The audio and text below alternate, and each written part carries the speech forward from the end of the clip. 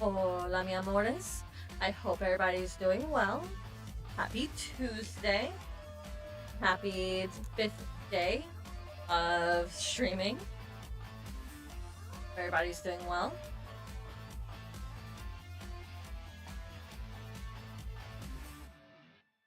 I also hope that everybody is ready for the update.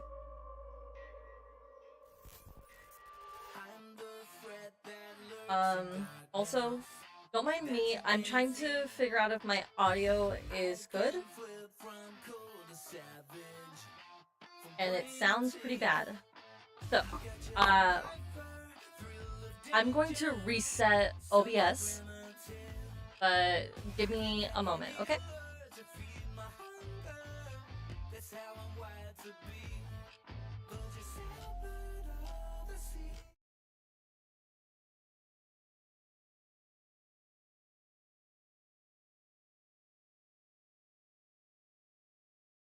All right.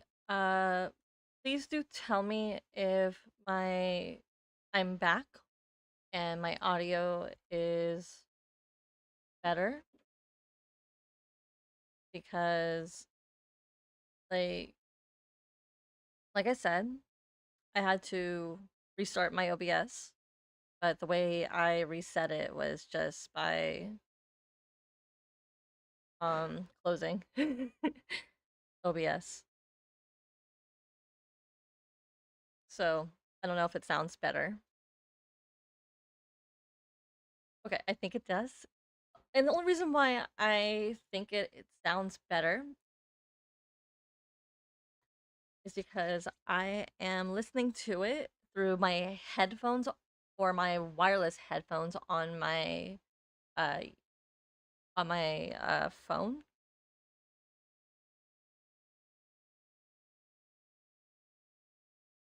So it sounds good. It sounds better now. It doesn't sound so digital.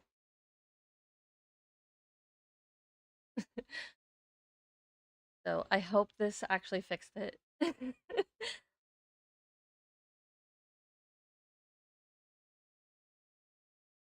But yeah, I think I'm back to what it should be. But anyway, I hope everybody's doing well and that the boycott is still going strong. I hope that everybody respected the CN community during this treacherous fight that we have to go through. Make sure that our Falco comes back. I've been basically, I'm not gonna lie to you guys, I was basically glued to my Twitter and my Instagram all day today, checking every five, no, not even 5 minutes, every 15 to 30 minutes, I was checking Instagram and Twitter to see what was happening. Because with no news about what's going on and no updates from Infold, what are we gonna do? Hmm? Like, it is a waiting game at this point. Also, I've come to realize and notice that not even the pre-download page or the pre-download symbol isn't even on like the home screen or the cafe screen. Because normally by this point it would show up so that we can pre-download the new update or whatever is supposed to be happening right now, and there's nothing. So I'm growing quite concerned to see what is Infold or 11 Deep Space's next move, because it could be that because of this could be a stunt and they're gonna return Valko. Like, there might be like a trailer or something that drops tonight or some point tomorrow. I'm hoping it's tonight that says like, haha, gotcha. We're actually gonna be releasing Valko. You sure thought. Oh, you poor little pups. Something like that. But that's a little extreme. But it is a possibility because you have to understand this. Valko is our hacker in the game. If no one has realized it up to this point, I literally also I even had a shower thought well like this morning and I'm like, "Hmm, wait. Are is Valko the 6th Power Ranger?" Because if you actually watch Power Rangers growing up in the 90s and the early 2000s and some point in the 2010s, there's always like a 6th ranger introduced to the gang and he's not always on the good guy's side. He stirs up trouble and it's always a he and he's always hot and he's always a bad boy. So he causes up trouble, makes everything like annoying for our heroes, and stirs up like the drama. And again, did I emphasize he's hotter than all the other male Power Rangers? The only time I've ever seen like the 6th Power Ranger being implemented and he wasn't attractive was during SPD. That was the only one. But after that, it's always the hotter one because I can even remember during Power Rangers Mystic Force, it was a DILF. I was like, okay, I'm okay with a DILF. I'm okay with the dad. I was like, okay, so this is what's going on. Because again, like I said, every single 6th Power Ranger is hotter than every other every other Power Ranger male character and that's it. It's literally a pattern and it happens. I'm but this is showing my age because I watched Power Rangers growing up and I was a Tommy Oliver stan. Uh I loved Matic in Wild Force. I I think his name was Tristan in Dino Thunder. So it, I have a problem. I think I have a thing for bad boys, but that's okay. It's a part of the gimmick. But yeah, those were the shower thoughts I had because remember, the 6th Ally, well, not the 6th Ally, but the 6th Ranger never played nice with the other Rangers. He's always was a jerk. He was always working on the bad side. He was on the dark side at first. He's working for the bad guys. He's pretty flirty with one of the female Rangers, whether it be pink or yellow, whichever one was the yellow ranger at the time, or the female ranger at the time. And I was like, you have to understand where I'm coming from. And then eventually, with some convincing or some anti brainwashing, so basically, like the brainwashing is removed, uh, our bad, evil Power Rangers 6th Ranger joins the good side and goes after the bad guys, and they live happily ever after. But you have to understand me when I'm coming from this. That was a shower thought that I had this morning. So you have to understand where I was coming from. So this could be their shtick. Um, but yeah, here's me just being a little fangirl about me being into Power Rangers back in the day. Oh, I remember the days when me and my younger siblings used to play Power Rangers in the backyard. I was the blue ranger, and like my little sister was the pink one, and my cousin was the red because of course, and it's the male role, and I was like, I'm the oldest, so I should be the leader, and he's like, no, I'm the leader, and I'm like, that's fine, I'm the leader. But that was a thing. That was my childhood, and I have no shame. I have no shame whatsoever. Because who didn't play Power Rangers when they were kids? Like, fine. I knocker. Just listen to me rant about being a Power Ranger stan.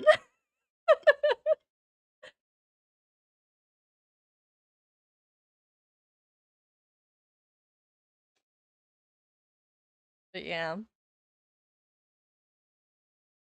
Oh my god, it's embarrassing just to confess that I played Power Rangers as a kid. And I watched Power Rangers as well. So that's that's a thing. That's the thing that happened.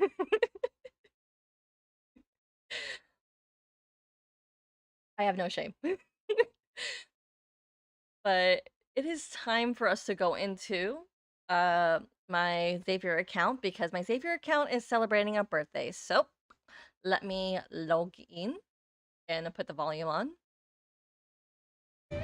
Hopefully it's not too loud.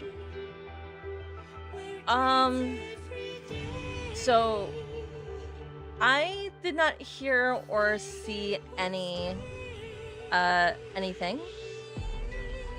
of late. I didn't hear or see anything. I Let me just mute the music again. So from what I did see, there's a poll going on in Hi Kendall. How are you? And I'm doing fine. I hope you didn't hear me ranting about being a Power Ranger stan. But it's okay if you did.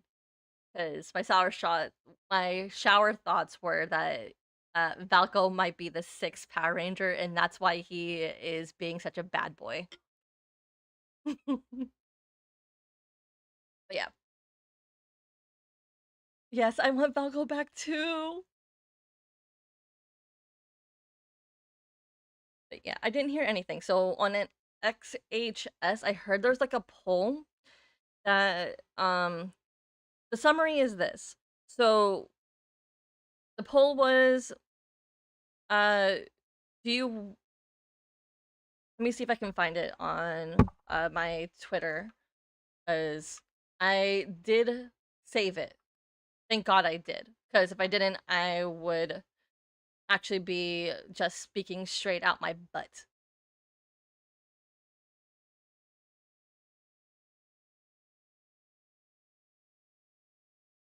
But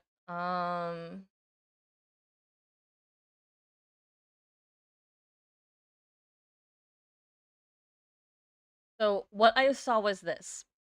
The poll was if Falco is included, I will quit or play less casual. So that was based off of a poll that was uh looks like 7 hours ago. Okay. But I definitely think that Falco's coming back. There is no doubt about it. Another part of the poll, because this is all one poll. But that was as of 7 hours ago. But this is me saving it from 7 hours ago. Based off of what it was now, I don't really know. But 7 hours ago, it says, 92 people said that they'll quit if Falco gets in. 571 people said that if he gets included, they'll play the game or they're gonna come back. 121 say uh if Valko comes back, they do not care. 43 people say if Valko is not included, they'll come back. And 1,219 people say if Valco is not included, they will quit or play less often. So I hope that he does come back. Because the drama and it's just the stress. And I think this is supposed to be like a gimmick. This is the only, it feels like it's a gimmick. Because Valco technically, because he's part of a tech company, is a hacker. So I'm expecting something around like 11 o'clock tonight for me. I mean, if I'm still streaming by the time 11 o'clock rolls around, I'll report it live. But I don't really know. I'll keep an eye out. Yeah, I hope so too. Like, I really want him to come back. But yeah, it's time for us to go say happy birthday to my Xavier account.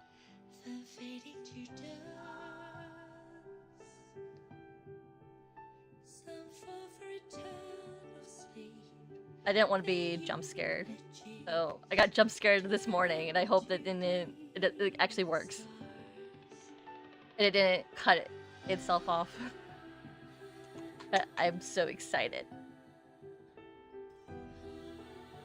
I mean, if we miss it, it's fine. We'll be doing it again on the 23rd.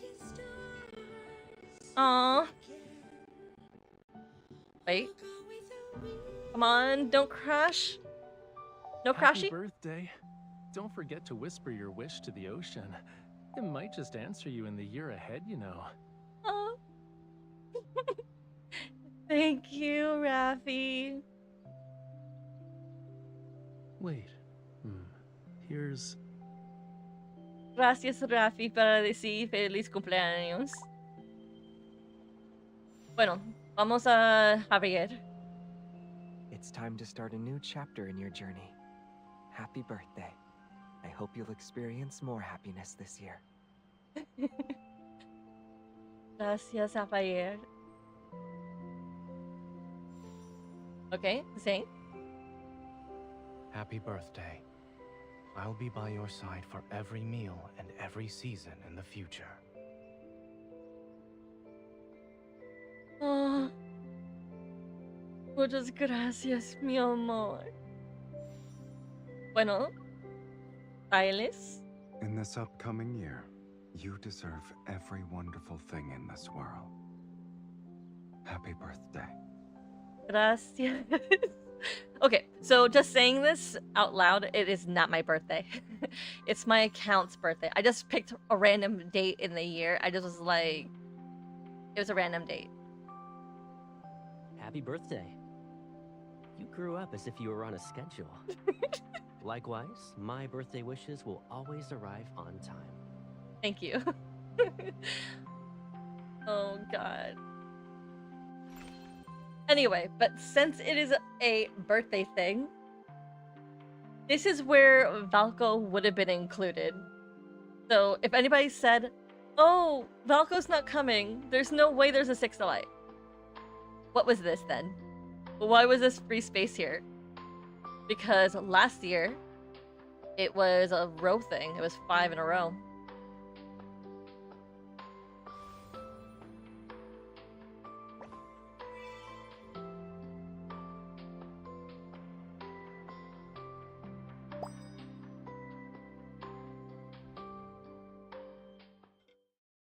Happy birthday.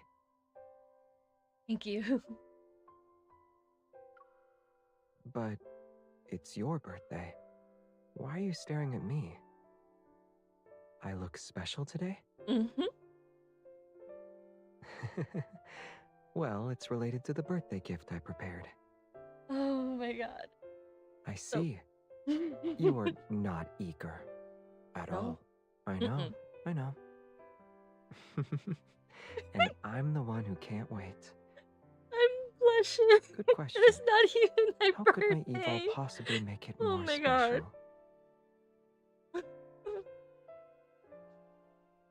I also want to cry. But I'm not going to. I'm gonna try holding it back. Because I know it makes no sense for me to cry. Because it's not my Does birthday. this gift dazzle you? Yeah, I'm gonna be celebrating this my birthday Actually, the prism on can emit various stream like lights.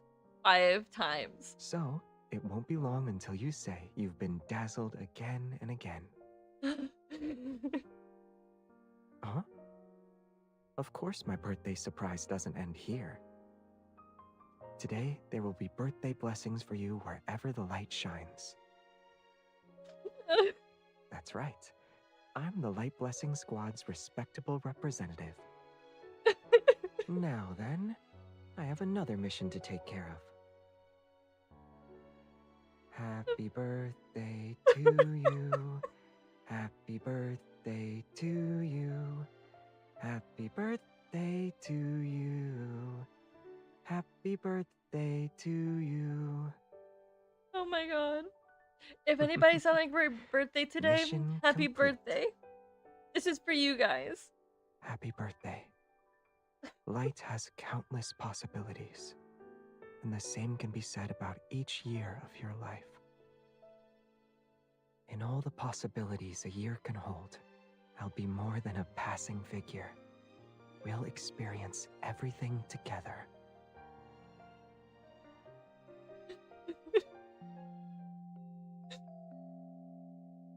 I'm trying to hold it back.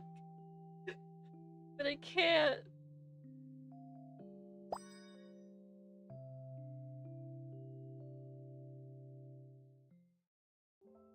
Oh, and they're all You're very wearing their quiet. spring Are you waiting outfit for me from to say last year. something?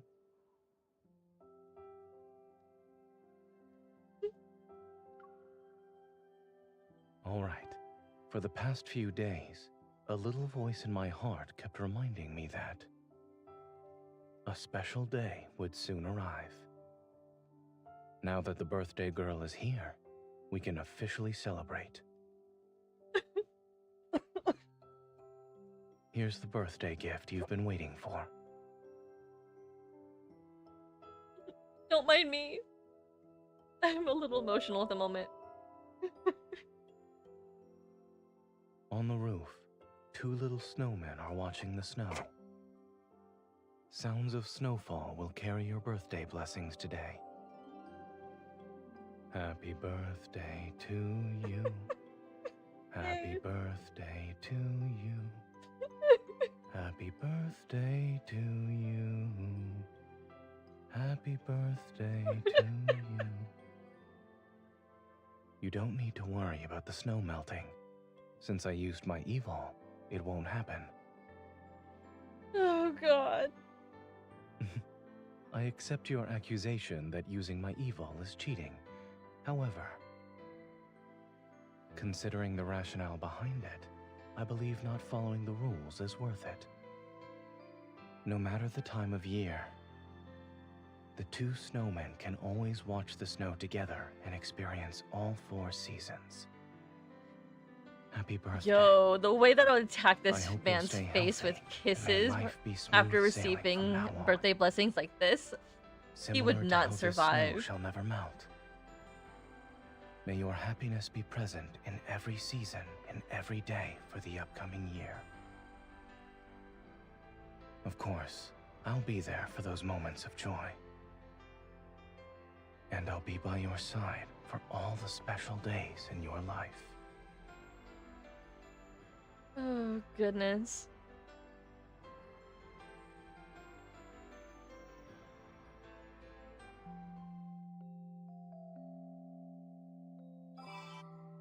Oh, I can't wait to be baked and deep fried. Just saying, we're gonna have that trip. Finally, our lovely heroine has Oh, appeared. this is an alternate.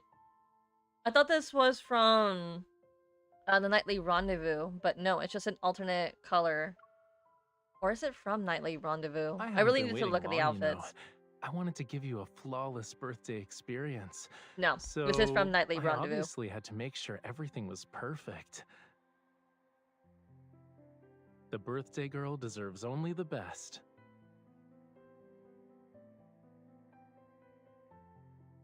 Hmm. Yup, a perfect birthday begins with gifts.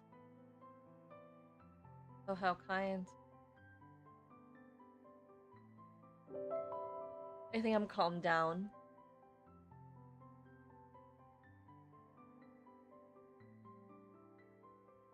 To I'm capture the sorry, I was a little sunrise's beauty, hysterical back I there. woke up at the crack of dawn several days in a row. But even the most magnificent sunrise can't compare to what I'm giving you. Of course, it's not just any lamp. I used my evol to light it, and its design is unique. One glance is all you need to recognize it. I was inspired by our bond. In the year ahead, the most special sunrise will always illuminate your darkest nights. With our covenant as our witness, this is my promise to you, and my first birthday blessing. And now, a live performance of Happy Birthday should be next on the list. Happy birthday to you. Happy birthday to you. Happy birthday to you. Happy birthday to you. May you always be happy, blessed for all of eternity, and have the courage to chase after sunrises and sunsets. Oh, Happy birthday. I So saw that long as our squint. bond exists, I do the same. I'll be right there. By your side, I'll offer you the finest, most extraordinary birthday blessings.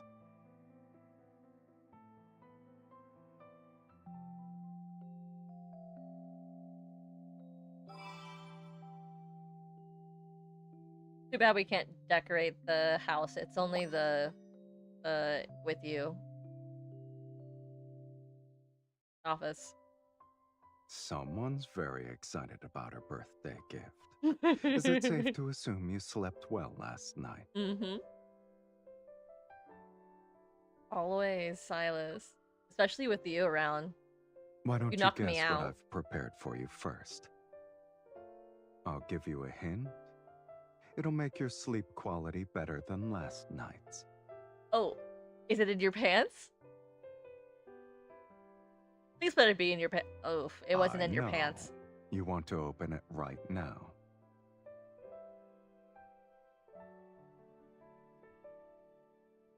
I'd rather have whatever was in your pants, to be honest. It would have knocked me out. Restrain that surprise on your face. This mechanical bird isn't your new alarm clock. It has a proto-core, and I used my evol to modify its proto-curve. It doesn't play ordinary music. I customized it based on your preferences. The melody will help your body and mind relax. Do you know why I chose this gift? The world won't end if it stopped turning for a day. I should have mentioned it to you sooner. Yes, I was going to tell you that during these past few days, nothing mattered more than you. Getting a good night's sleep before your birthday and waiting for your birthday blessings, their significance takes priority over everything else. Oh, I want to music is kiss this missing man something. so bad. I want to hold his face. That. Happy birthday to you. Happy birthday to you. The singing got Happy better compared to what it was 2 years birthday ago. To you. Happy Happy birthday to to you. me. It's still not enough for you? Mm. If you want Mephisto and the bird to sing a duet, you can just say so. Conducting them and determining how often they'll perform, it's up to you. Tell me if you have any other expectations for today. Oh, you have Happy no birthday. idea. in the upcoming year, there Hi, won't ice be cream. any How are you? expectations that are unfulfilled.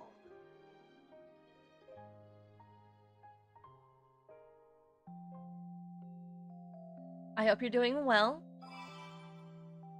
And that you're on the same conspiracy theory boat that I'm on. I'll explain my conspiracy theory after Caleb says happy birthday to me. What you mumbling about? Are you counting the birthdays I've spent with you? Mm-hmm.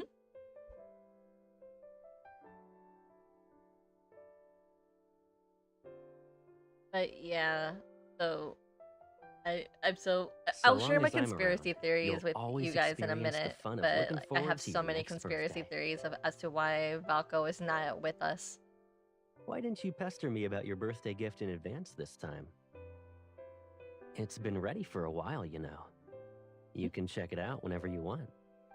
Oof, I want to kiss this man so bad. I want to kiss all of them. I want to leave kisses all over their faces. And This maybe paper a little bit crane can lower, actually maybe fly. around the navel area. I used my evol here and there to enhance it. It'll keep soaring, but it needs to stay on this base. It can also carry your wishes Knowing how and fly tall to the places you want to visit. Silas, Caleb, and Valko are, You like the gift, I will only be able to reach their chest. but does that mean I'm good at giving And birthday gifts? probably I'll be leaving marks on Raphael's neck. I know what's missing. Happy birthday to you. Happy birthday to you. Happy birthday to you. Happy birthday to you. Alrighty, I sang the song. Our celebration is complete. Oh. Do you have any wishes that didn't make it into this year's wish quota? That's an easy fix. Doggy? There's no need to wait until next year. My Can we birthday do- wish privileges are we do that? yours.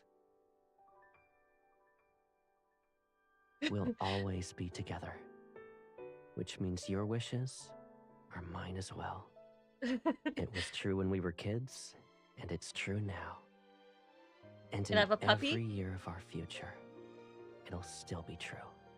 Can I have a puppy, please?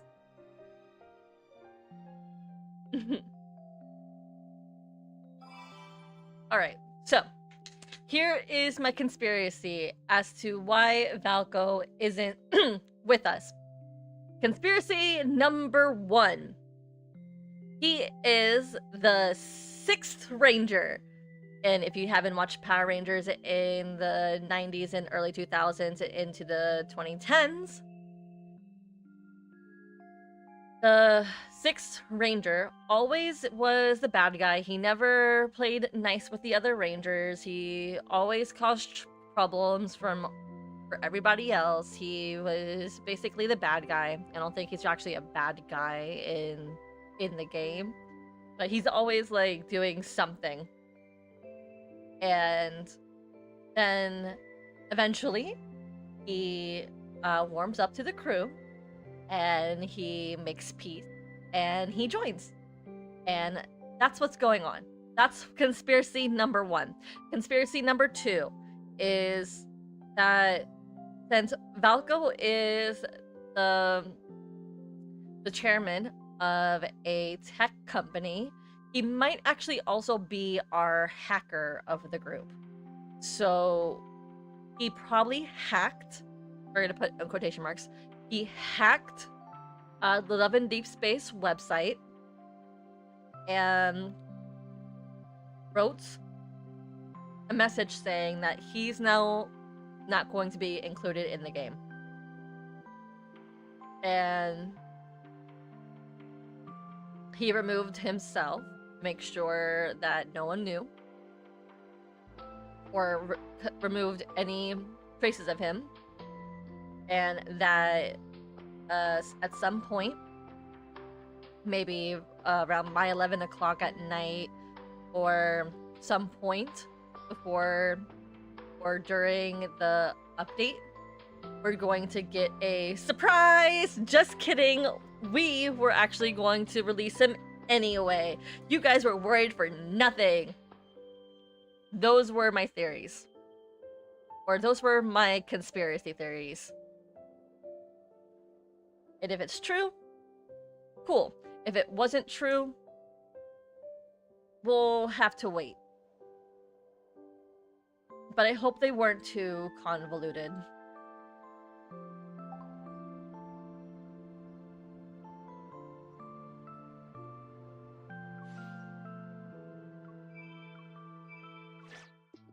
Huh. Oh, never mind.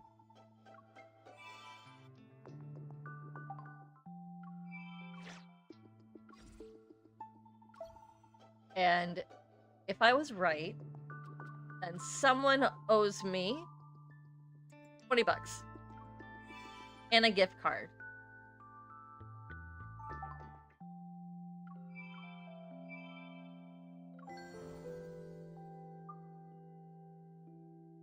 And it's like my IRL friend.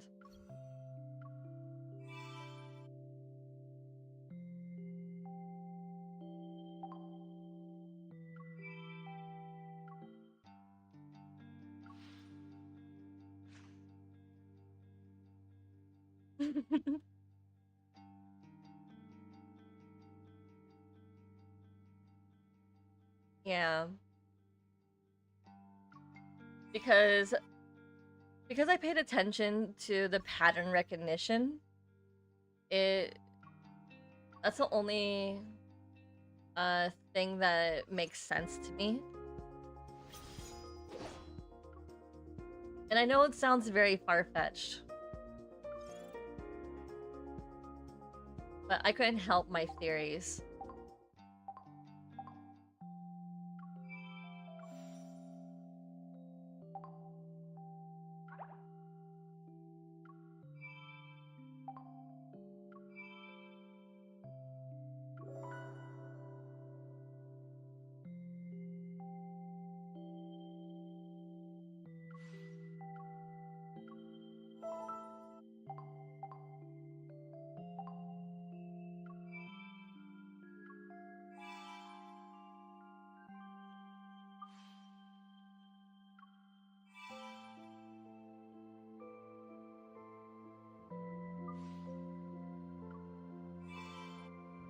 But also, I've noticed that we didn't get the little pre-download thing, and neither did the CN community, so there might be some sort of bug or glitch or something.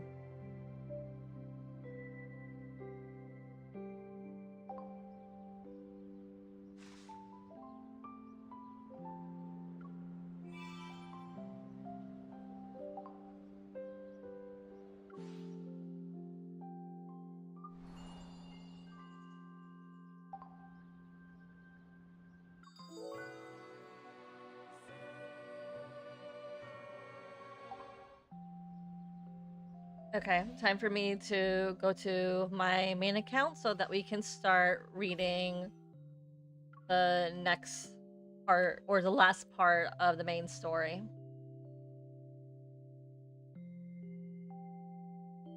Oh, I will explain it after I get into my main account.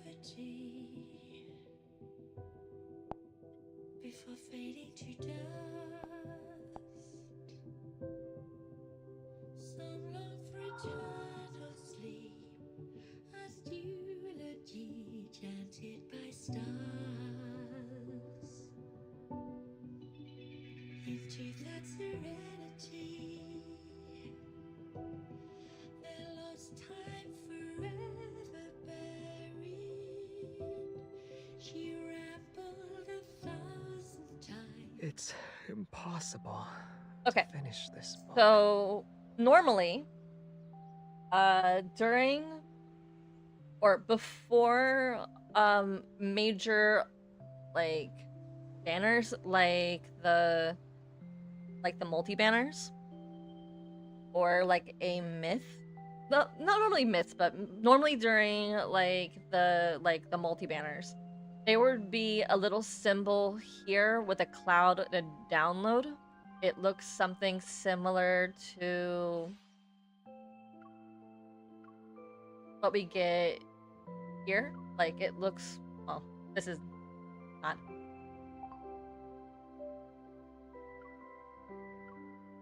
It looks something similar to if there's like a cloud and a download. It's kind of hard for me to show you what it looks like if I can't. I have to go to my memories. Because I have memories that weren't downloaded. Okay, so just imagine there was a cloud here, but there's a download preload thing. And it happens normally before a major update. The symbol looks like something like this. And it would be like right next to the survey button, like right here. And they implemented it, I think, some point last year, around like this time of the year, just so that you can pre-download the game, and so that when the actual update happens, you already have a huge portion of the file already there, basically. I hope that kind of explained what it was.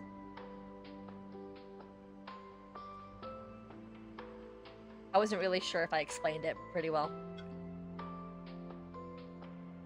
But based off what I've seen on Twitter, the CN community doesn't even have it either. So either it's not going to take up that much space because they removed Valco, but who knows? Who knows?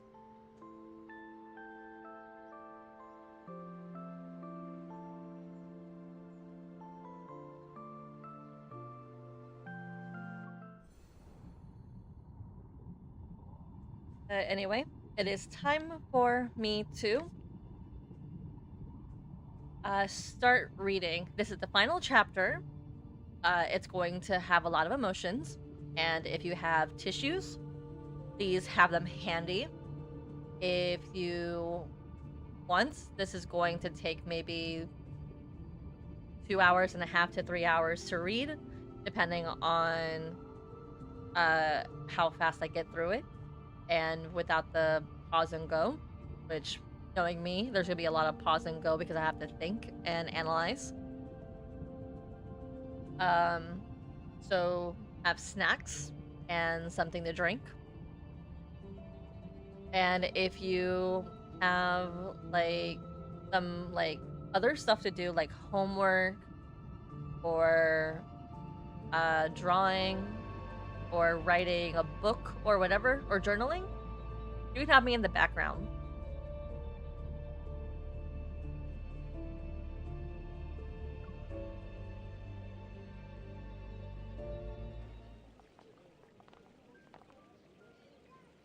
The three of us stop in our tracks, and I turn towards Raphael. Huh? When did you write a bucket list? Bewildered, Raphael slowly faces Aiden in the same way I turn towards him. When did I write a bucket list? I was just curious. He pulls his hand out of his pocket and begins counting on his fingers. My grandfather wrote a bucket list. The sculpture and Aunt Coralia also had things they wanted to do before they passed away.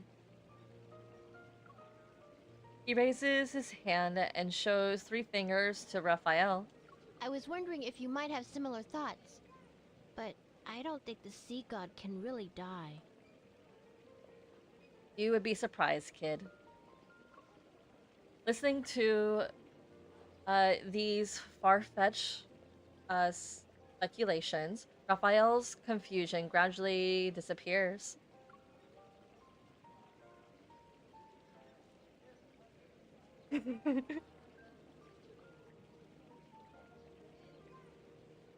Yeah, he looks very handsome. This is actually his 2025 birthday outfit, which I own, like all 5 copies of it because I have 5 different accounts. The only one I don't own all 5 copies is his 2024 outfit. But since it's in the Lemonette lottery, I'll get it eventually. He crouches down to Aiden's eye level and raises the boy's fourth finger. If I had a bucket list, it'd be to bring the Lemurians back to Whale Fall City. That doesn't count because it's the sea god's wish. And it's boring.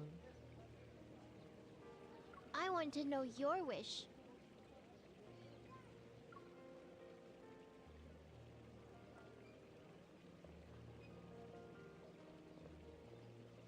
Raphael softly chuckles as he stands. His hands gently touch Aiden's hand. If Forehead. the old butler finds out I've told you inappropriate things again, will you accept being scolded in my place? I've grown up. I can hear things children aren't supposed to know. Really? You're only a little taller than my waist. Oh, Raphael, don't pull that card. It still counts. Aiden stands on his tippy toes and pushes Raphael's hand away. He tries to make himself appear taller.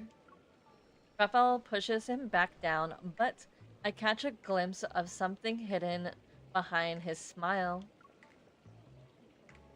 The wish he doesn't want to say. Is it revenge? You be the judge. Have I grown up or not? I snap back to reality. Then I walk over and pat Aiden's head.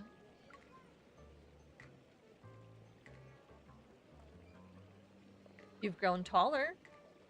You're definitely taller, but if Raphael keeps pressing down on your head like that, you might stop growing. Ah, no, I still need to get taller. Aiden runs away with his hands over his head. He's afraid of taking another decisive strike from those mean adults. At the bottom of the slope lies a sparkling sea. Raphael and I stand together and watch Aiden's shadow as he moves. A kid who's quick on his feet can escape heavy topics, but adults can no longer do such things. Thanks for the save. It was pretty effective. Did you want to get rid of him from the start? That's mean, Raffi. Raphael's Raphael stretches his stiff body and lets out a languid yawn. You've been hiding things from him twice today. A child's unsatisfied curiosity can be difficult to deal with. When Aiden grows up, you'll have to answer all his questions, and you can't forget to accommodate interests. Excuse me? That's a thing? Mm-hmm.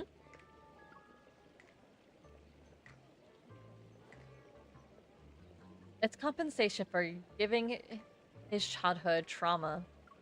You know, I feel like you're the one who did that. Just saying. Moi? Oh.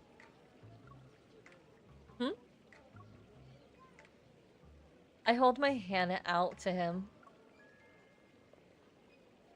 I only did it to bail you out. You also owe me. Raphael dutifully takes my hand and presses his palm against mine. Here you go. I'm at your service. Are we are we sure we're not dating like any of the allies right now? Because at this point, MC seems like a hussy. Because she's flirting with everyone. She flirted with Silas in Death and Rebirth. She basically was domestic with Zane in Death and Rebirth.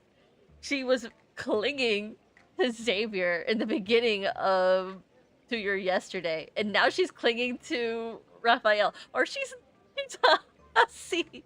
I'm so sorry to describe it, but she's flirting with every man. I salute you, girl. I can't handle this. And it's 5 of them, soon to be 6. There's 6 of them. I salute you. When is that pharmacy gonna be reopened? I already waxed my surfboard 3 times. I might as well put it in storage at this point. All those tourists who wanted surfing lessons canceled their appointments. I need to cut back on expenses this month. Still grumbling, the surfers walk away. Raphael pauses and watches their retreating figures. Ever's already affecting the lives of ordinary people on Wave Chaser Island.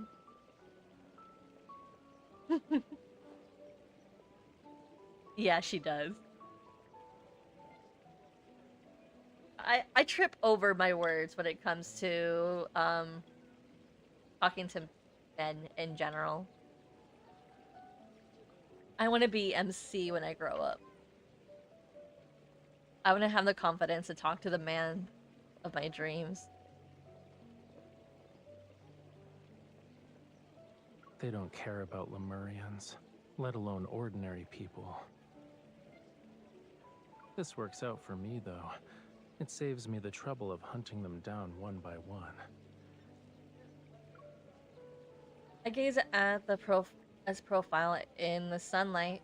His expression is anything but bright. Why are you looking at me like that? You already figured out my plans.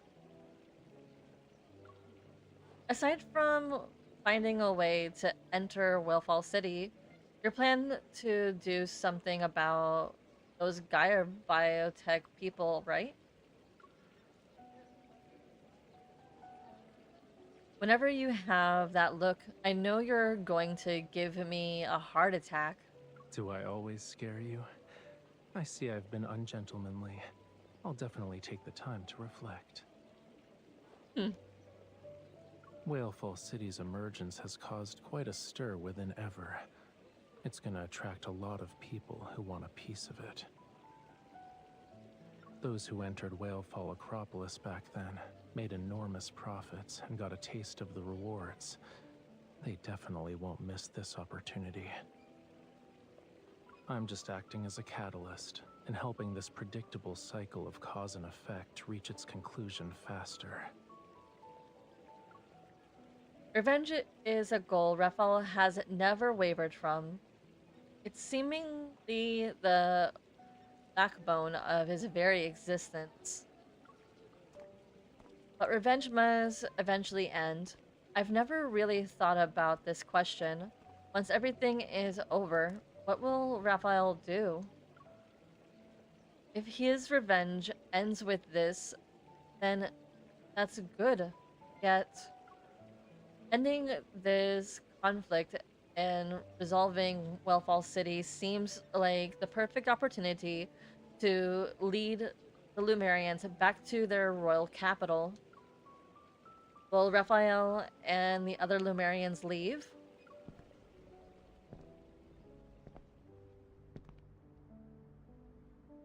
My tangled thoughts are a jumble mess, and my pace unconsciously slows. I start to fall behind Raphael.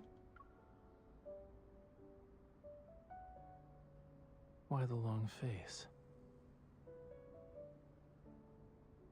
I don't know when he turned around, but now he's looking into my eyes.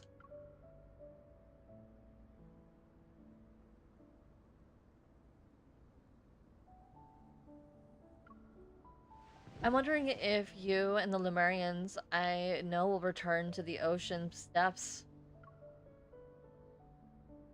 All of you swim incredibly fast, so coming ashore for visits shouldn't be too difficult, but it still feels a little. What if I can never return to the surface again? Countless words spinning.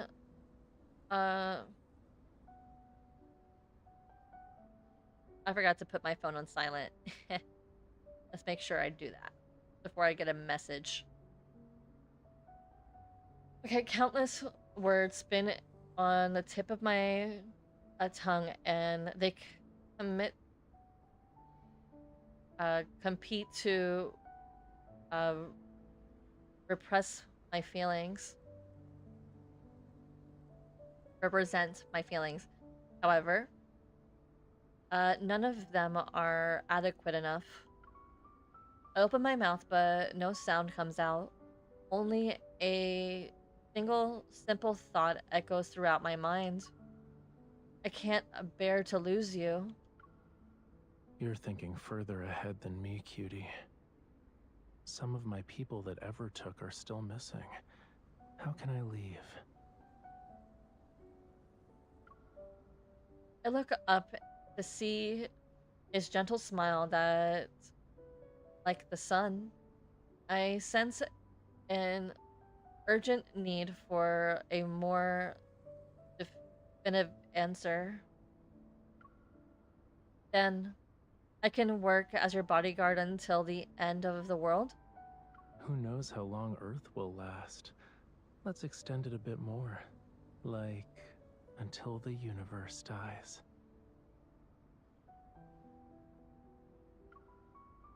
No one knows when the universe began or when it will end. Since our lives will never be as long as the universe is, that's basically forever. Until this endless journey reaches a conclusion, I won't leave this place.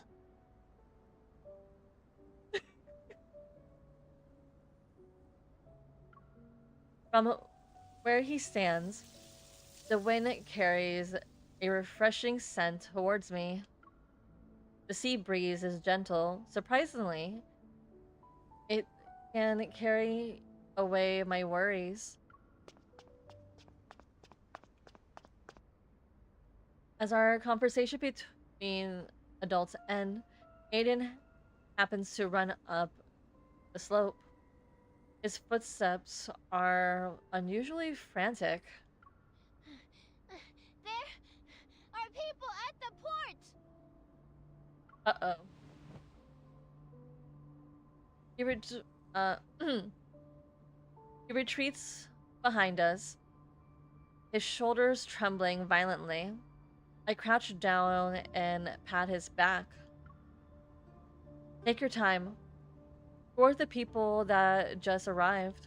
They're wearing the same clothes as the Gaio biotech researchers who sealed off the...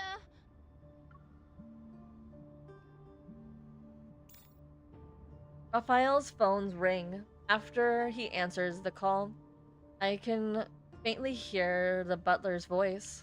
Everest sent a new team of support personnel. They're already in Verona. Understood. Raphael lowers his phone, and the smile on his face vanishes. This deadly temptation really is irresistible.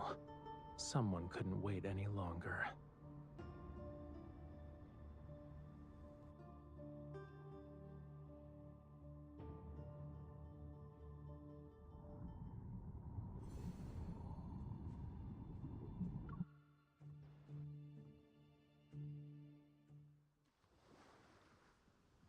A large research vessel is near the port. Due to the insufficient water depths at the harbor, the ship can't dock at the shore.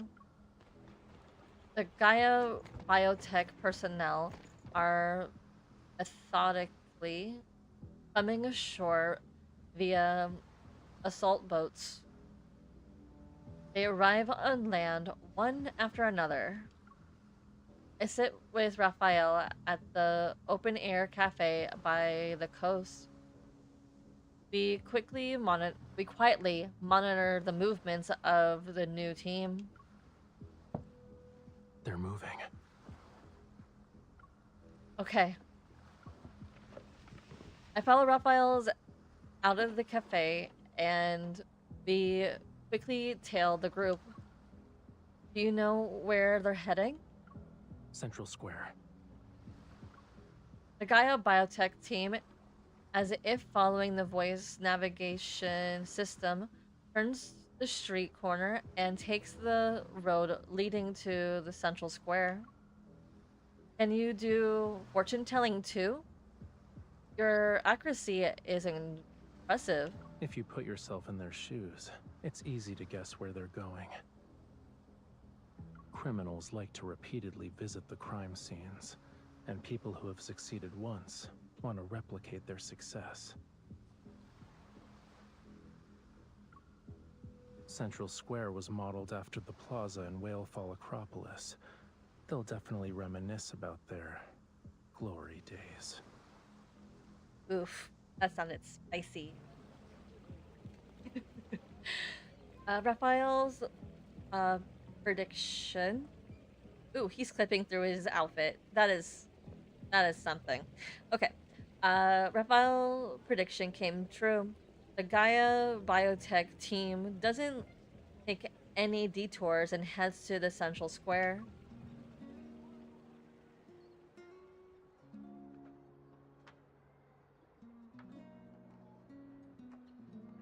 Performers,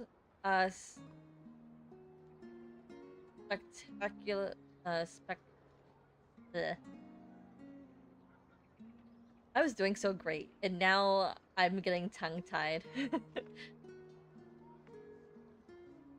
A performer specializing in folk music play an unfamiliar song.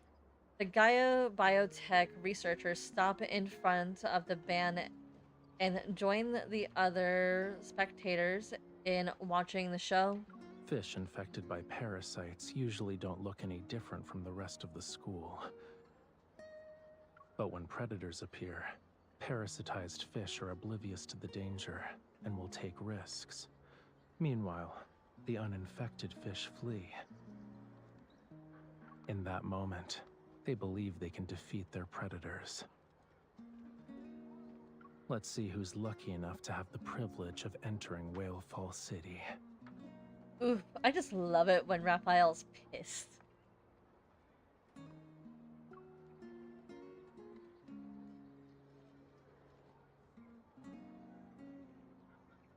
As the melodious music reaches its finale, Raphael's signals for me to stay put. Then he quickly moves behind the statue across the square and partially reveals himself. One of the band members makes eye contact with Raphael, with the crowd spectating them. Raphael nods, with the crowd separating them. Raphael nods, and the musicians frown before leaving. The next song begins. The audience pays little to no attention to the unremarkable band members who left midway through the performance. Except for the three Gaia biotech researchers.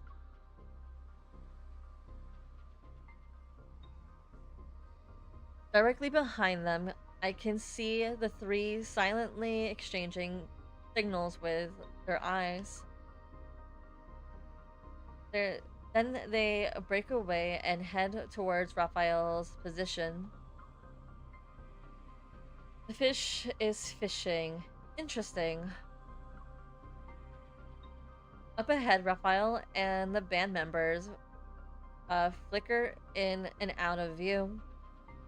They're about to disappear outside the square. When the three researchers quicken their pace, I silently speed up and follow them.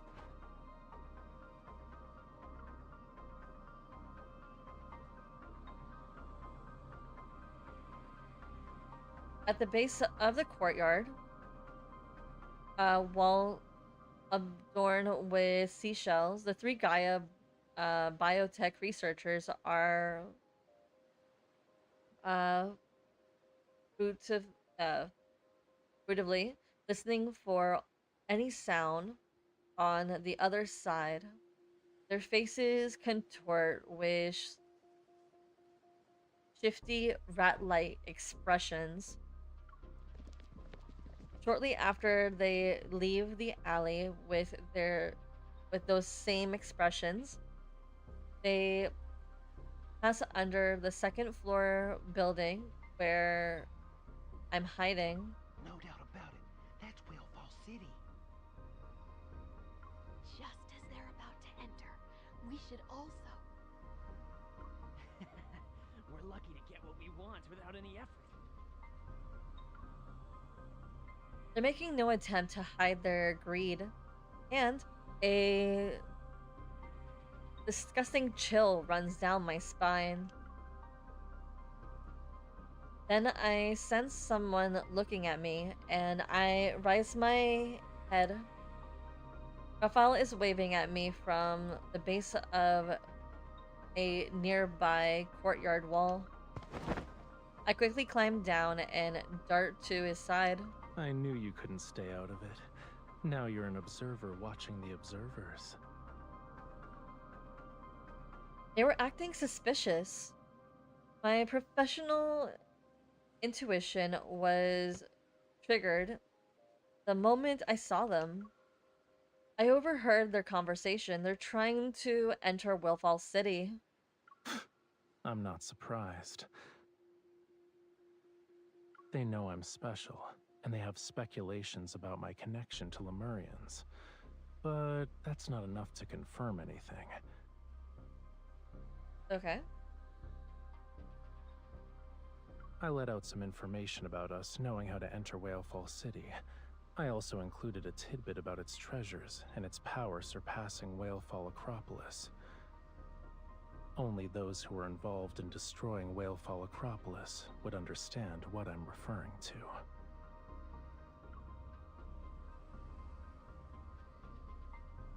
He observes the alley where the group had disappeared into. His cold gaze reveals unwavering determination. When it was destroyed, Memories stir and his voice trail off. After being lost in thought for a moment, his gaze refocuses. I escaped by sheer chance, but I never saw the invader's face. For years, I hunted for clues. It was the only choice I had, and in time, I fished them out one by one. They were particularly well hidden. If Whalefall City's allure wasn't so powerful, we wouldn't have been able to force them to surface.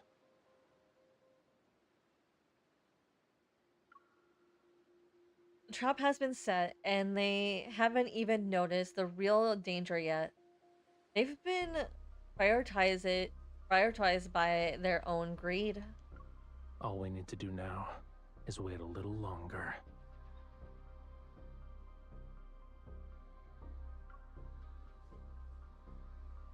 Oh, paralyzed. As soon as we return to the guest house and walk through the lobby, Raphael and I hear hushed whispers from the courtyard. When we open the door, we see numerous Lemurians have gathered. They talk in small clusters. Aiden is among them. When he sees us, he walks over. Miss, Raphael, did you hear the echo?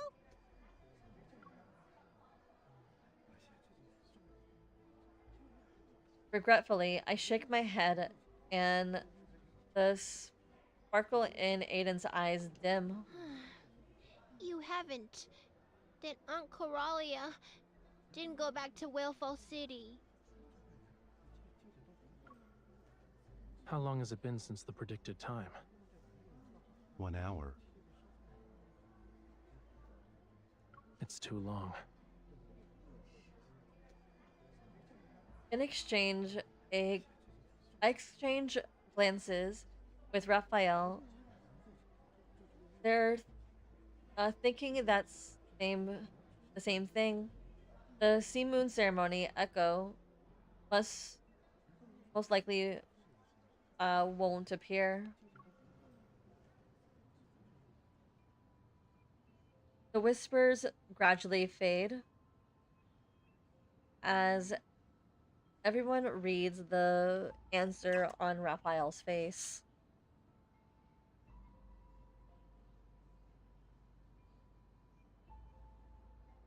Quite a few people, like Aiden, have been eagerly waiting for it.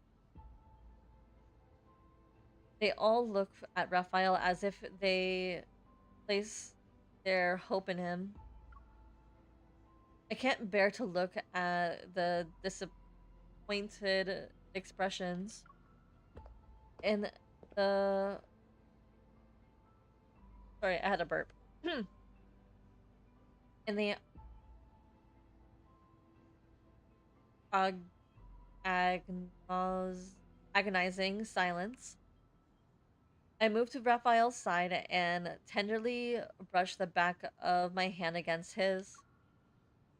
Do you want to go for a walk on the beach? Now?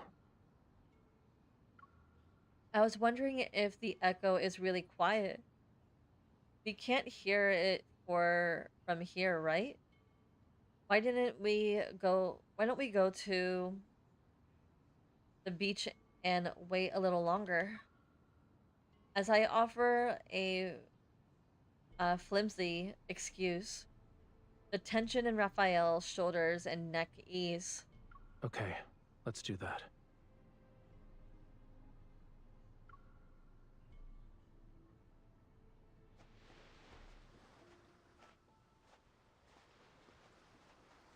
Tonight's moonlight isn't bright. Clouds cover the moon, which leaves the seaside shrouded in darkness. I step into the seawater and I step into the seawater and I am surprised to discover that it glows with luminescent blue light where I uh, disturb it. I crouch down and place my hands in the water. Blue light radiates, which creates a dreamy scene from the fairy tale. Raphael, I think I've become a magician. There are sea fireflies in the water. When disturbed, they emit light. By the way, you're scaring them, cutie. They might die from shock. I think that a little far-fetched. What?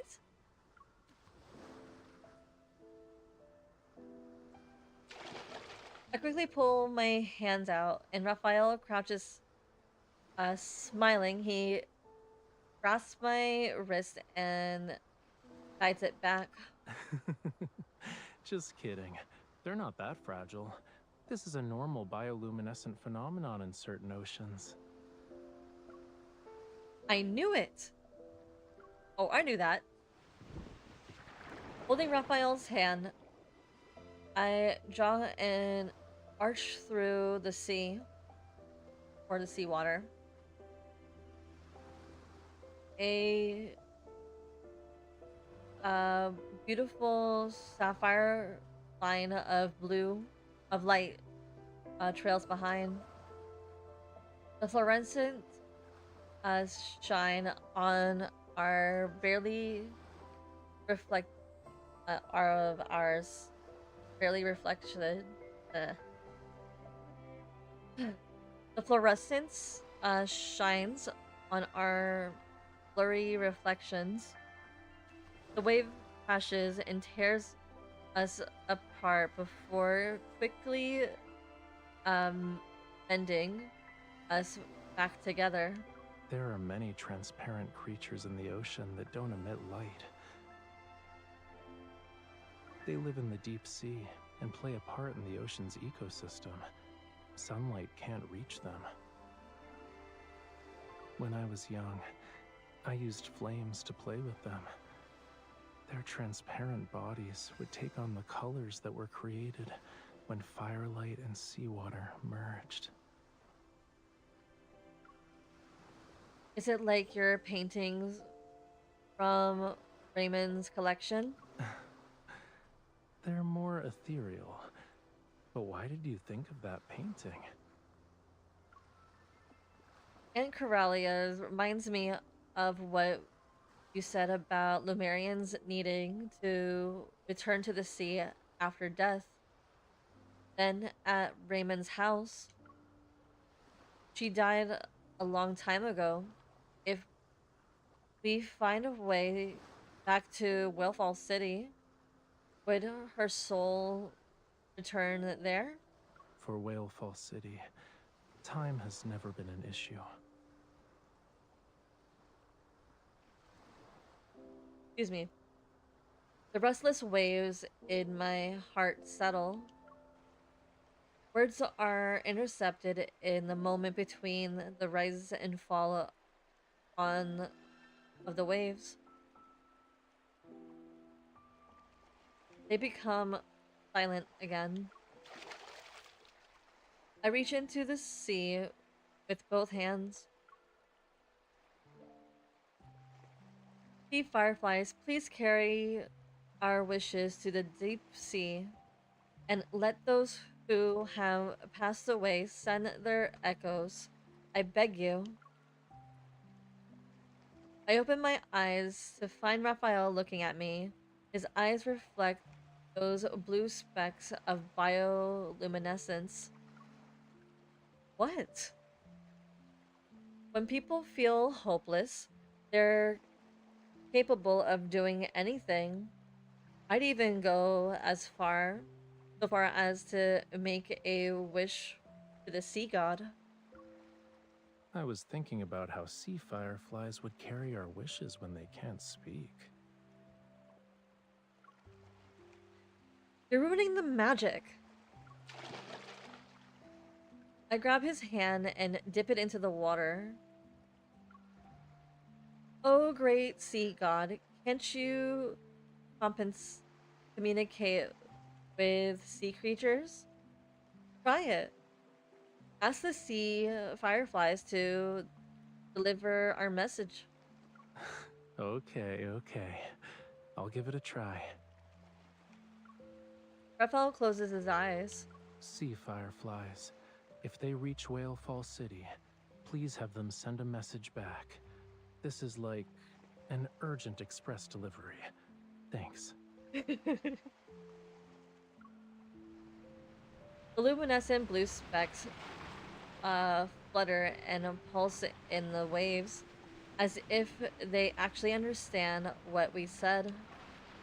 The waves suddenly surge, and the sky seems to glow dark. The moon continues to rise while time flows past us. For some reason, the sound of the waves stops. No echo returns. The tide is rising. It's not safe to stay at the shore. Let's head back. But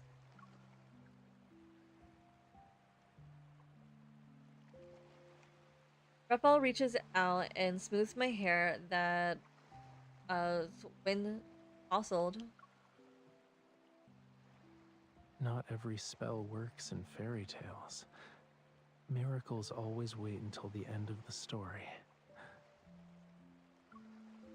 We knew this would happen. So the Sea Moon ceremony brings Lemuria's back to Whalefall City is just a legend? When I was a kid, I once heard a bedtime story about the first Lemurian sea god. According to the legend, the sea god disappeared into a golden sea for the sake of Whalefall City. The sea god's lover searched the world, but when she finally found him, he had already entered an eternal slumber. Her tears of blood fell onto the ring that symbolized their covenant, their bond. Then golden waves surged across the sea. A conch-shaped vessel rose from the ocean's depths and drifted toward them. That night, moonlight guided their way. The vessel carried the sleeping sea god and his lover back to Whalefall City. The funeral of the first sea god is the origin of the sea moon ceremony.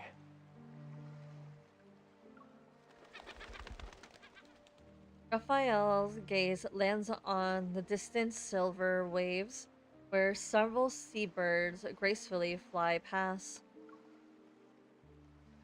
The tides ebb and flow. Maybe the first sea god once heard the same waves we're hearing today. Yeah. So maybe these legends really did happen. What do you mean? While searching for the mastermind behind the invasion and looting of Whalefall Acropolis, I saw that ring. We lived in the Acropolis of the royal capital, hiding countless treasures unknown even to the Lemurians. That modest-looking ring, however, went unnoticed and soon vanished in the flow of gold and trade. Now it's time to return it to the rightful owner. The person who took it knows it's one of Lemuria's most precious treasures now. He'll only exchange it for something more valuable. A meaningful look slowly appears on his face. Of course, this never should have been a deal in the first place. So, I have an idea.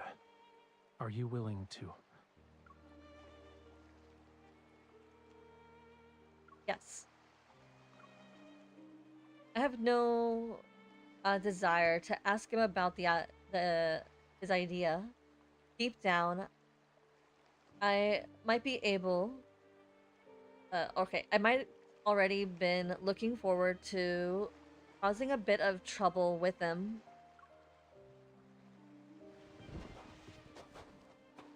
The rising tide catch up to us. Raphael takes my hand and he helps me stand. We trudge towards the shore. The tide is like a melody I can barely leave behind. I tug his hand and pull him back. I still want to wait for the echo. I don't want to give up until the very last moment. Okay. We sit down on the seawall. Raphael's position himself on the windward side to shield me from the cold. Until the sea's bioluminescent glow fades and the first hint of dawn appears on the horizon. On the beach, the only echo I hear are from the waves particularly lapping against perpendicularly lapping against the shore.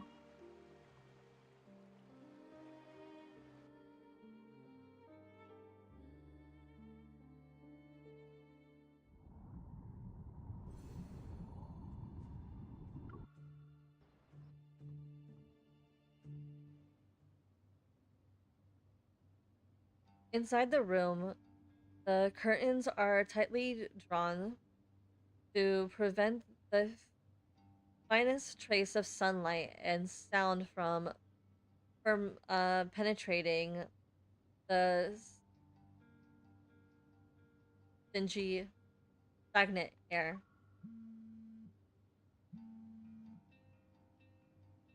The time spent waiting stretched stretches, seemingly pulled taut by invisible intrigue in tangible radio waves. They tug at the nerves of whoever might be on the other end.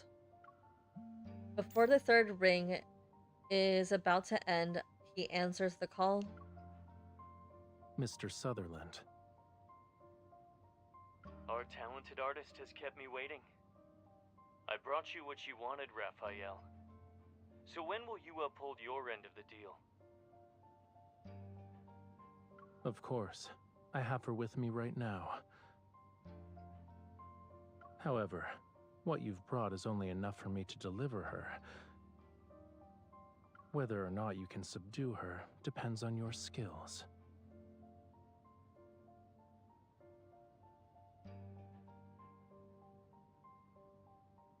Don't worry. I'm eager to end this quickly. But Wave Chaser Island hasn't been peaceful lately, right? It's just a storm that won't create real waves. If you're scared, you don't have to visit the island. Very well. My greatest virtue is that I never pretend to be brave. I'll humbly await your presence at Verona's breakwater at 4 p.m. The call ends and the phone nimbly twirls between Raphael's fingers. He pauses to capture the image of the glistening glass by the window. I take a big gulp of my ice mint lemonade before opening the curtain. Swoosh! Blinding sunlight floods the room. I didn't dare to drink anything while you were talking. You two spoke for so long that the ice almost melted. Please. I'm here performing a scene with conspiracy and betrayal, only to see you basking in the sun. With a cold drink, I might add. How am I supposed to stay in character? The espionage. Oh, they're so cute together. The glass finds its way to his hand, and the liquid is gone within seconds. That guy dares to steal business from Ever for his own benefit. You can imagine how alert he must be. So when he asked you about me, it must have been for... The Ether Core. He's a coward, but he has quite the appetite. Perched on the small table next to him, I watch Raphael drink water. I cross my arms and narrow my eyes. Be honest with me. Was I part of your deal with him since the beginning? No. It's more like taking advantage of what was available. What can I do when the most precious treasure I have is... Me? Raphael steps down, sets on the glass, and turns it on the table. He watches it reflect radiant light. So you're well aware. I'll give you credit for guessing correctly.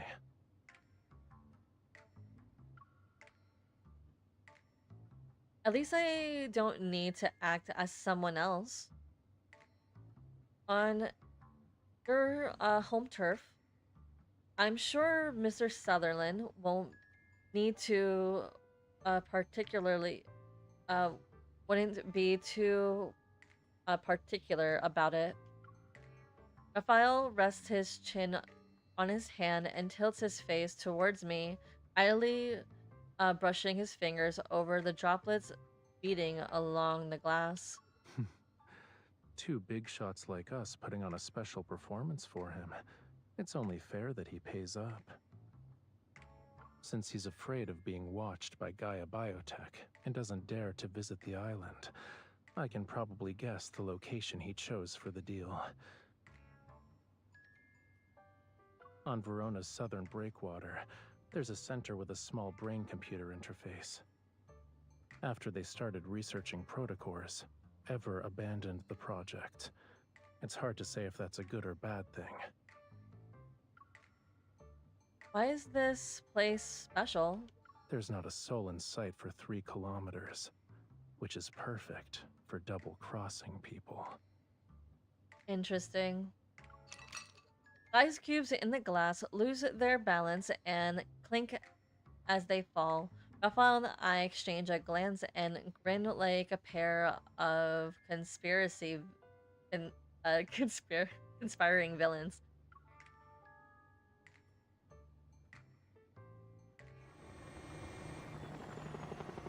The helicopter lands behind the breakwater on a desolate stretch of Verona's coastline. Raphael leaps onto the ground while carrying me. Let go of me! Struggle anymore and I'll drop you. There are man-eating fish waiting for you. Not even your bones will remain once their stomachs are full.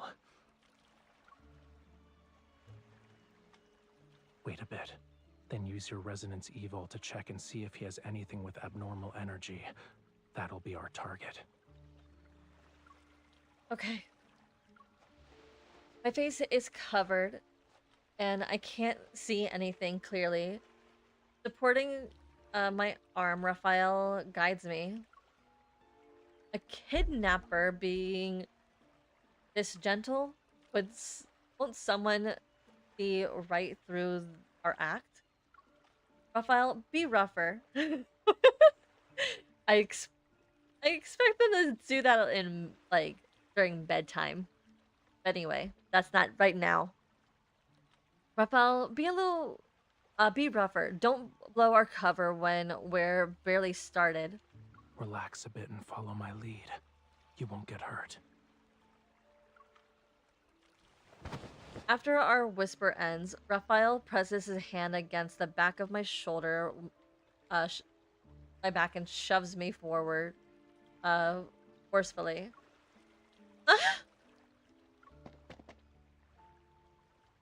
Suppressing my defense reflex, I stumble several steps and go with the momentum. To onlookers, I appear to be a victim who almost falls.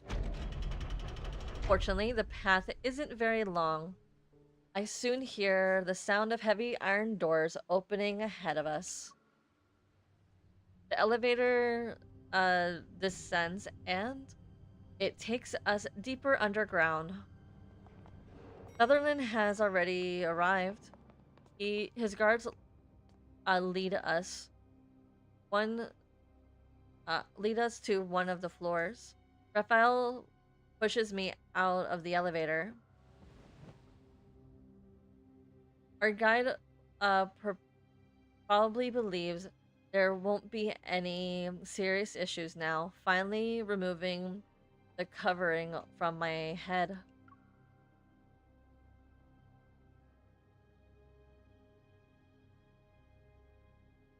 I exchange a glance with Raphael before discreetly surveying our surroundings. I note the position of several guards without showing any reaction. Both of you need to wait here. Many wanderers are hidden here.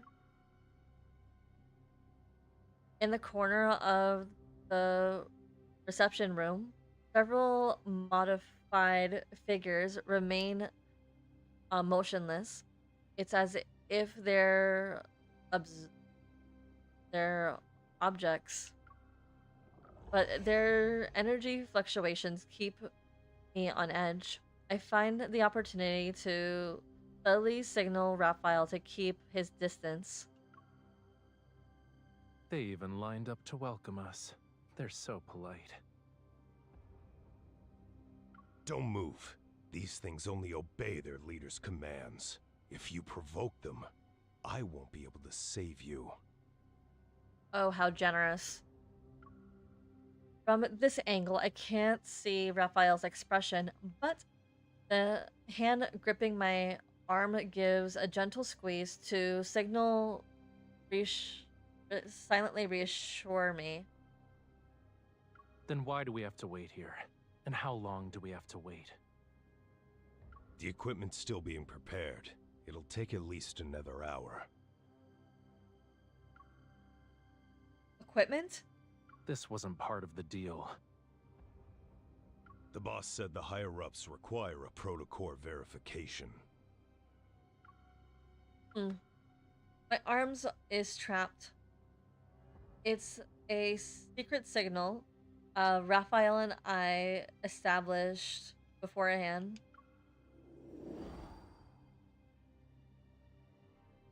If anything unexpected happens, run. I have to leave you behind? Can you really do that, though? No, I would never. Just run. I'll catch you and bring you back. If we show the exchange is unstable, we can demand to speed up the process.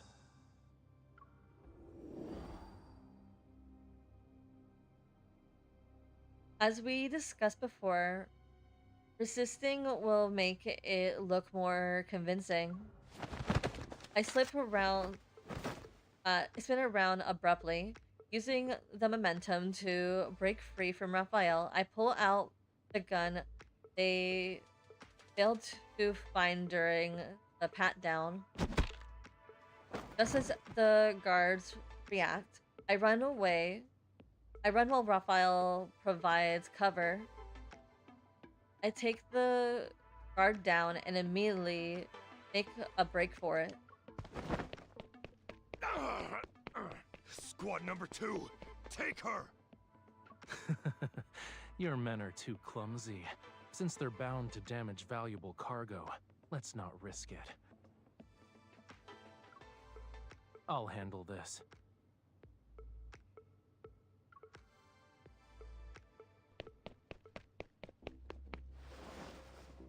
I sprint back along the path I took and hide it in the place where the corridor splits. From the darkness, the sound of unhurried footsteps approaches. He's here.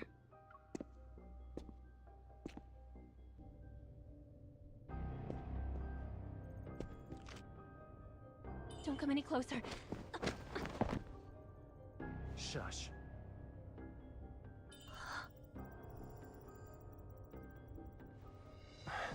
Bear with it, okay?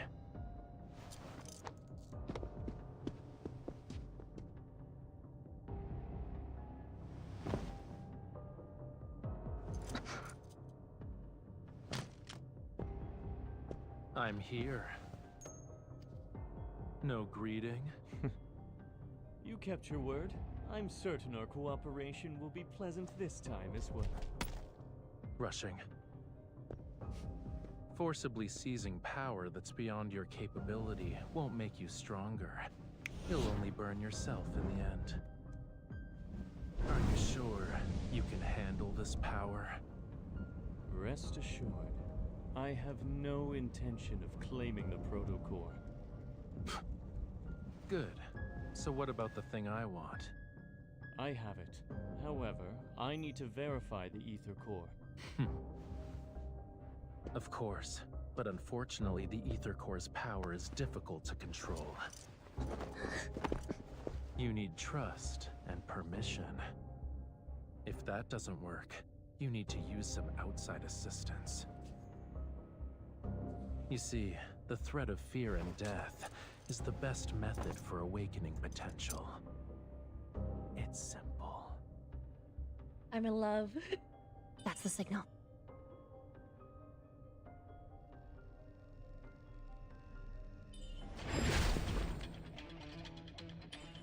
The ring. You two are. Catch. Why are you in a rush? Since we have a deal, we can't let our performance be for nothing. The thing you brought. I'll take it. Let's go.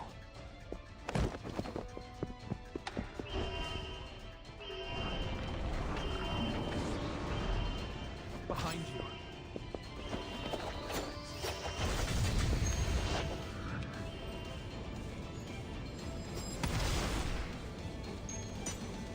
The rest is yours.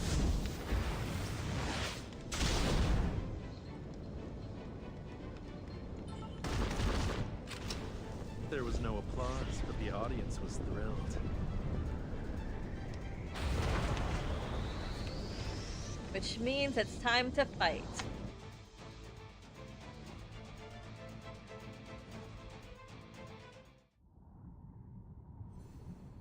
Or not. What the fudge? I wanted to fight!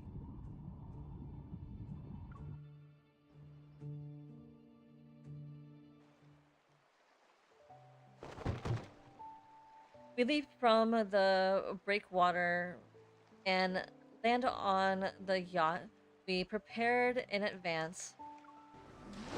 White waves surge around our vessel. As we leave the harbor, Raphael sits at the bow and slowly spins the ring on his finger. You're holding out your hand. What are you trying to imply? My performance fee. I'll pay once we've returned to Wave Chaser Island. It was an instance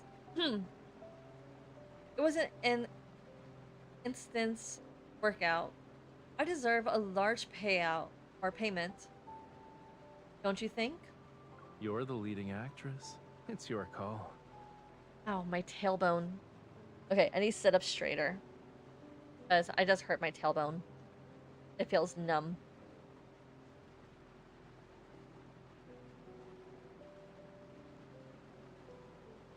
I look at the ring in his hand.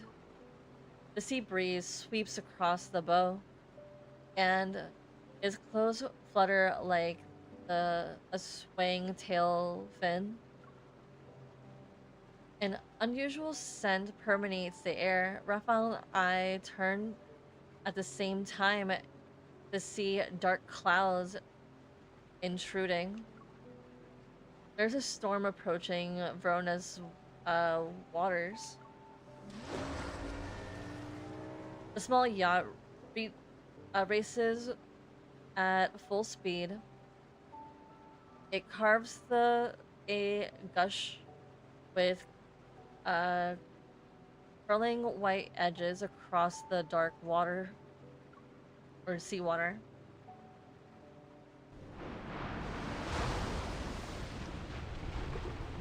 I have a bad feeling about this. After a large wave passes, I grab the control panel to steady myself, and as Raphael adjusts our course, we're trying to stay away from the eye of the storm. Rain pounds against the cabin's window, and rainwater quickly accumulates. The windshield wiper can't clear it away fast enough. Raphael, this is the small storm you see. Sorry, Raphael, this is the small storm to you? Of course. These waves couldn't even dislodge a starfish from the bottom of a reef. If If you're really worried, don't look down. He remembers his reminder has the opposite effect. I glance outside.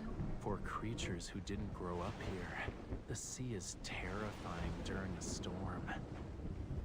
The murky waters become impossibly deep, and the churning waves seem to herald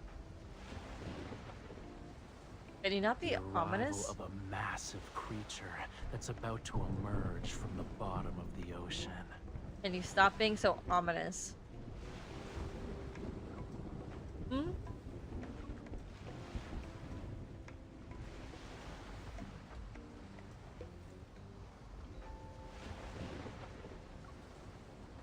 Ah, so it's here to offer the deep sea's treasure to the sea god.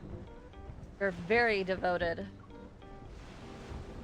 Seeing that I'm not scared, Raphael's smile slightly widens. If the rocking is making you dizzy, you can take a nap at the back of the cabin.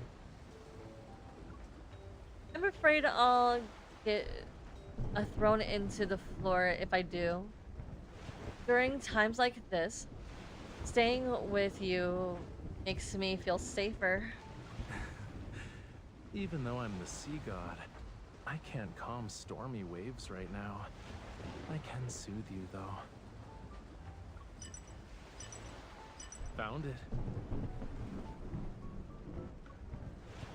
A beam of light pierces through the gale and heavy rain. It illuminates the dark sea. It's a lighthouse. We should be able to dock there. An offshore lighthouse that's built on a small reef. It's only big enough for the structure to stand on. It'll be enough to serve as our temporary shelter, though. Waves crash down like giant hands, but our yacht breaks through the wall of water. We head to the distant lighthouse that immovable like a mountain.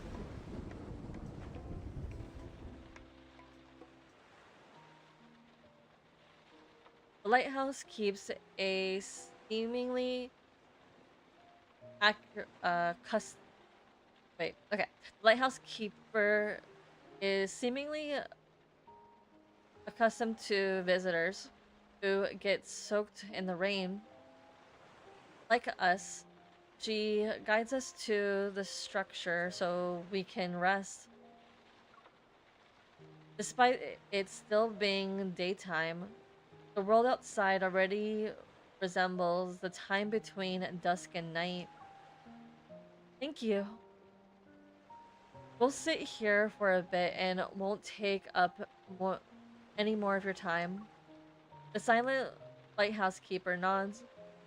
She quietly prepares a pot of hot water and some compressed dried snacks for us before returning to our post. This is perfect. I was a little hungry, and we met a nice person. What's so funny? Your smile is kind of weird. Take a closer look at the food you got, cutie.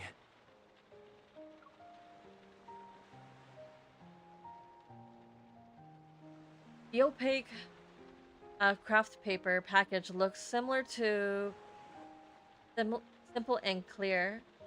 I figured it probably contains biscuits, turkey, or other non-perishable foods that suitable for storage. As soon as I break the seal, an intense oceanic smell hits me. It's so fishy that my face contorts. What is this? I could smell it 800 meters away.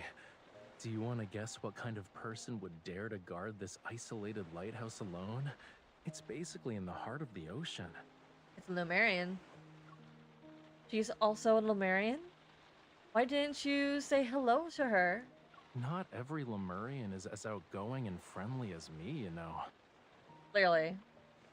She probably never expected anyone to brave the elements to visit her, even when she hid herself away from everything. No wonder she seems to relax when we let her go about her business. Raphael quietly laughs again as he places several pieces of recognizable dry fish into a uh, titanium cut and cup and pours hot water over them. Don't give me that look. It's just been cured with seawater. It'll become delicious after you let it soak for a bit. Be patient. Amid the rising steam, the air seems to grow humid and salty. I wrinkle my nose as I notice the scent of melting fat and wax. Raphael, do you smell that? She's lighting the lamp. The one in the lighthouse? In Lemuria, we have structures similar to lighthouses.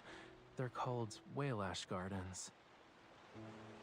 When the oceans were still uncharted, traveling Lemurians would build simple waypoints in places where whales died.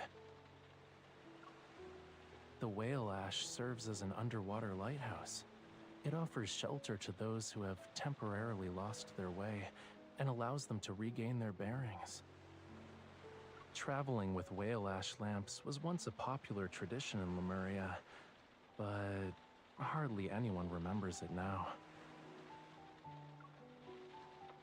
Then she must have lived for a very long time. Lighting the whale ash lamps serves as a reminder to not lose sight of your destination. And more importantly, it ensures you never forget your starting point.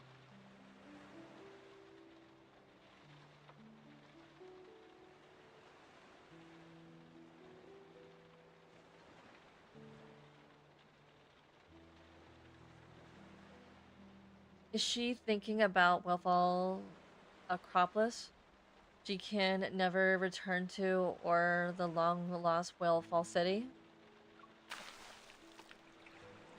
The cooled water touches the wooden floor and quickly seeps through the cracks.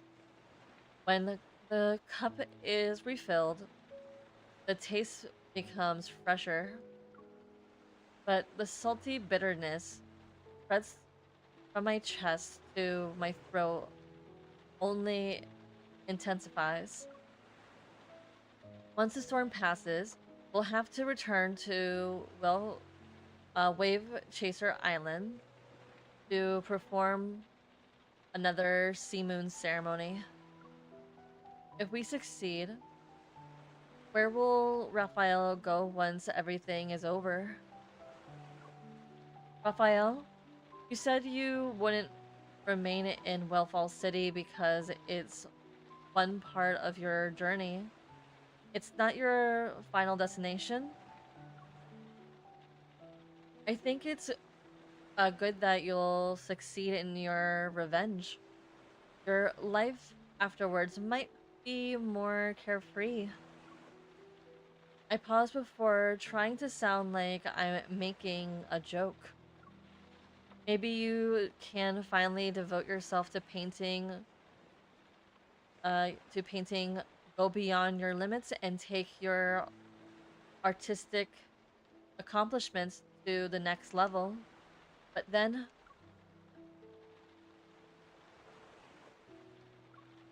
assuming that's the case, do you have a reason to stay in Lincoln City?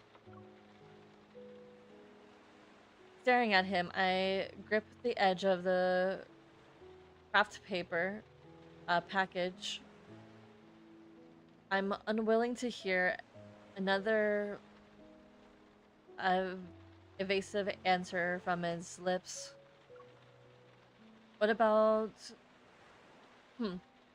What I want to ask, it's not about staying here or staying in Lincoln City. Rather, on an ordinary weekend, an idle afternoon, or a meaningless normal day, like an actual meaningless day, when I want to see you, will you still be by my side?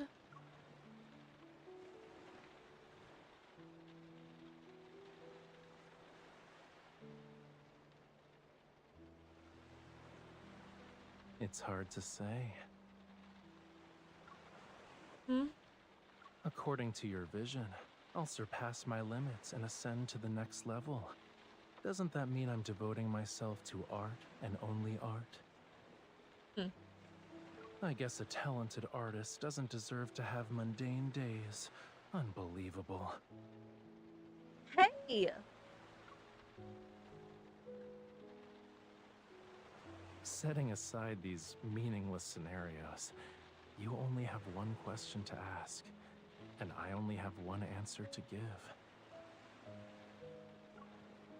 I've walked a very, very long road, but throughout my journey, the same light has guided me. And it's not just my guide, it's the true destination of my fate.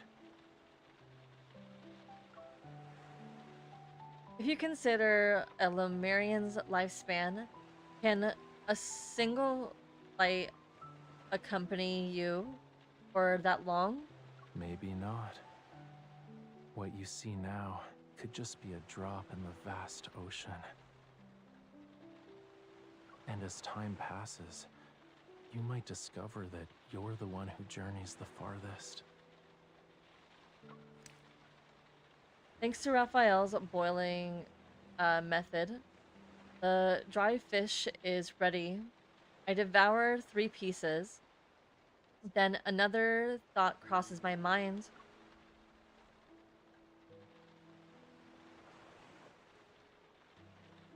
I press the hold on my microphone and hold it up to Raphael's mouth. I pretend to hold. I have a question for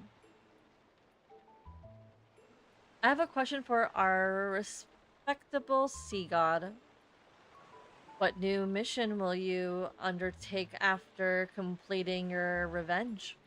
Will you lead the Lemurians to rebuild their homeland? A small fish tail peeks out from his big smile. You think the sea god is a real estate tycoon?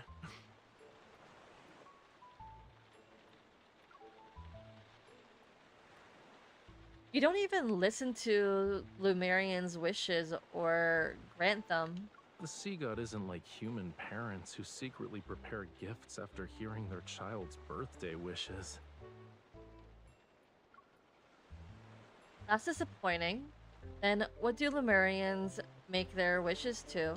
The sea. The ocean nurtures all life. If you make a wish to the sea, will it grant my wish? The fish, shrimp, crabs, and clams in the ocean will eavesdrop. Then my wish is to eat fresh fish, shrimp, crabs, and clams every day. I stare at Raphael as he lets out a hearty laugh. I tear off a piece of fish with my teeth and quickly find myself chuckling. By the time we finish the package, we notice the sound of crashing waves has notably subsided. Raphael goes to the door to check. Then he turns back and reaches out for me. The rain has stopped. Let's go.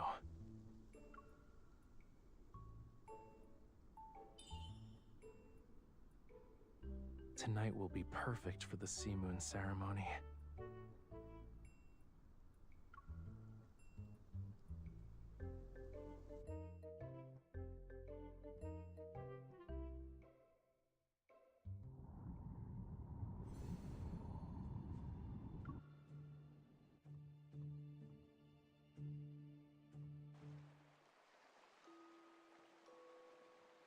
Figures appear on the shallow waters reef.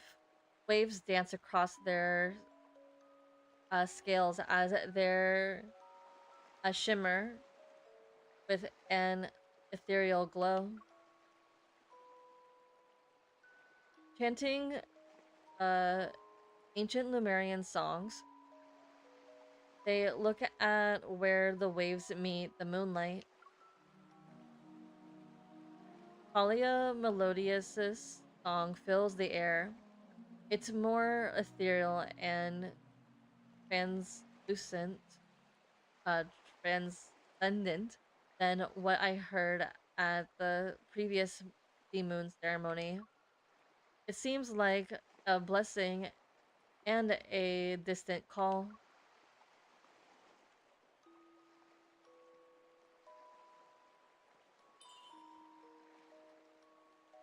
The ring rests in Raphael's palm as I place my hand over his.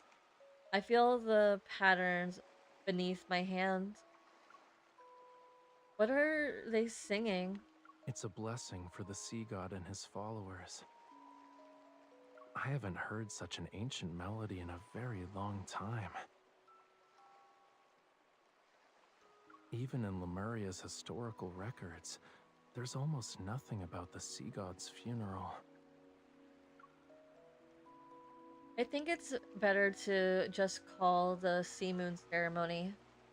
Lemurians don't fear death, but we have desires in our hearts. Even when we're far away from home, we'll never stop searching for a way back. When Wellfall City still existed, did they already know they would leave one day?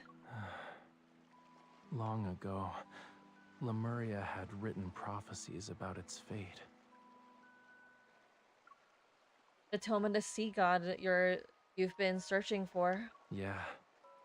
Maybe the search for prophecies is part of the prophecy. I close my eyes and feel the cool touch of metal intertwine with the warmth of our clasped hands. I somehow sense the yearning behind those unfamiliar words. According to the legend, we should be basking in the lingering echoes of the blessing and waiting for the conch vessel to appear.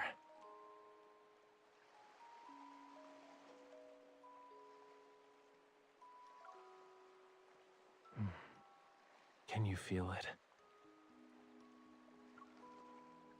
We don't share a language, but emotions are universal. After spending these past few days with them, I think I can guess what they're praying about. The sea breeze carries their song to this sanctuary below the waves.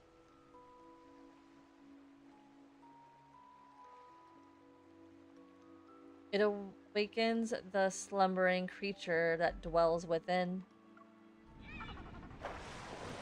Under the bright moon, several dolphins leap from the water as if welcoming the return of their ruler. Tonight is perfect for going out to sea.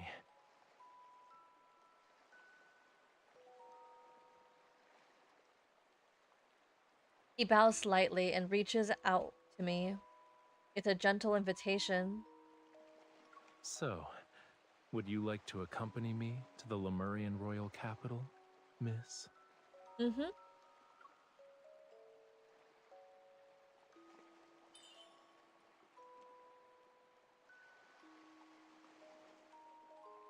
The glistening waves behind his reflected moonlight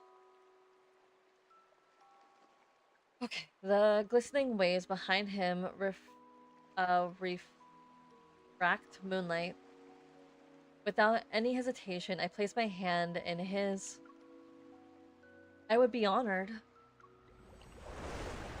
Words seem to possess a flaming, a calming power as the energy surrounds us harmonizes with the song at the same frequency.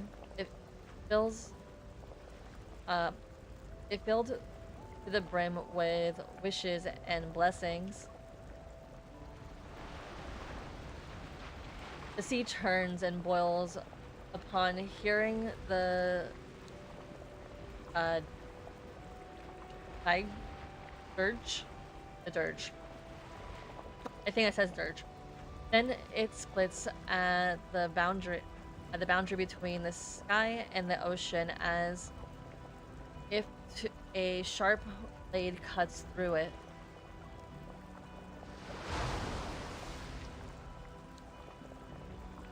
The fractured waves block out the moonlight as roaring currents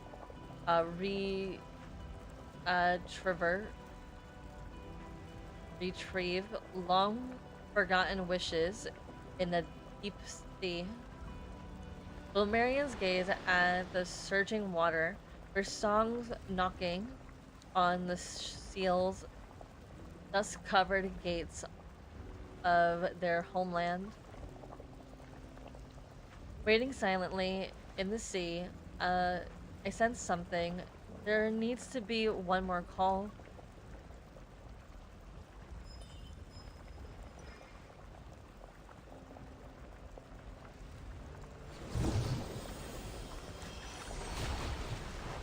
When I grasp the ring in Raphael's palm, excuse me, uh, silvery white foam begins to surge between the parting water. A massive glowing seashell gently rises. It's accompanied by an energy that feels familiar and strange. This is what I felt at the blue hole. As if drawn in by the mysterious force, I unconsciously activate my evil to sense that's energy. Huh? The energy fluctuation shatters by my thoughts. Nameless, chaotic noise puncture my mind like sharp spikes.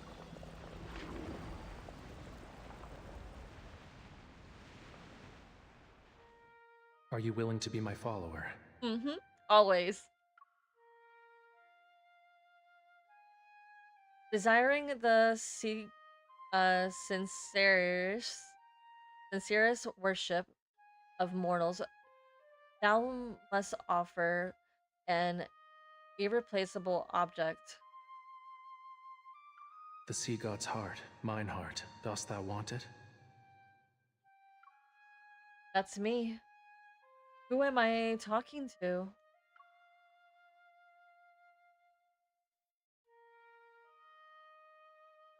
This is my promise to you. For 'tis Lemuria's vow, a bond everlasting. So if you haven't read the myths, these are the myths! It's a simple melody, yet you still haven't learned it properly. Listen carefully. This is the last time I'll teach you. Oh, the myths. I read them. I love them. I just haven't read all of the myths from Raphael. What's going on?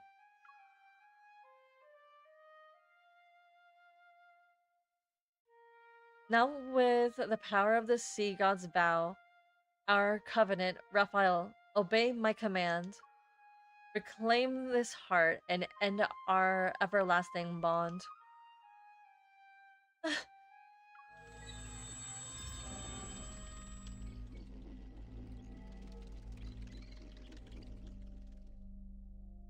It feels like I've emerged from an exhausting long dream.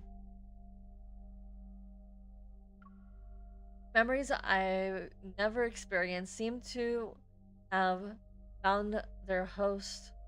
They rush into my mind and merge with my very being before I realize it.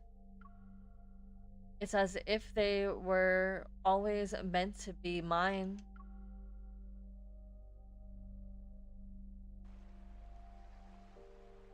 Are you awake?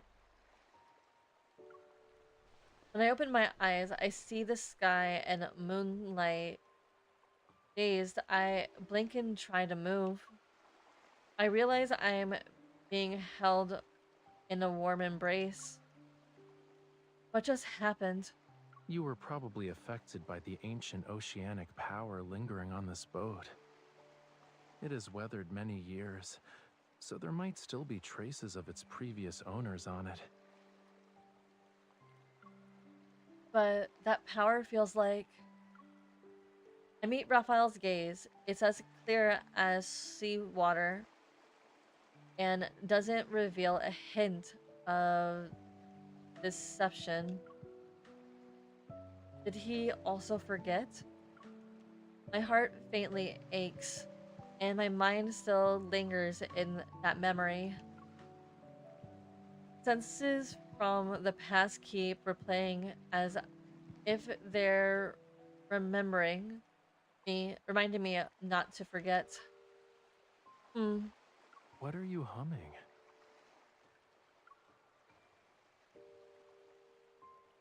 Only then do I notice that I'm humming the melody that I heard in either a dream or an illusion. If I told you I heard this song in a dream, would you believe me? I guess you had an unusual dream. What else was in it? There was waves, flute music, and my emotions bear the weight of our covenant. The bond between us is heavy. I compose myself and smile at Raphael. You. I knew it.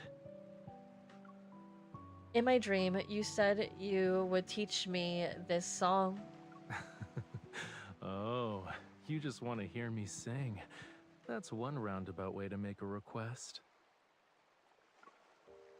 I didn't mean it like that, but since you made the suggestion... Flames erupt from his palm before quickly dissipating. They're replaced with a luminescent conch. Is this another trick? Even if I'm the most talented performer in the world, I need something to play music with. It's the first time I'm hearing this song, but...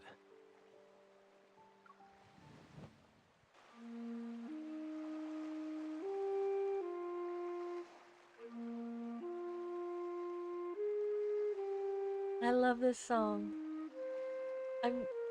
This song makes me want to cry every single time. This song, the sound overlaps with the ones in my dreams. For a moment, I can't tell where I am. Raphael uses his free hand to pull me towards him. I lean into his embrace and try to piece together those fragmented memories. Our conversation began, our covenant began even earlier than I thought. The melody pauses on a high note, like waves as they touch the shore. They linger for a moment before flowing. With numerous questions in my mind that I can't ask right now, I immerse myself in the music until it's interlude.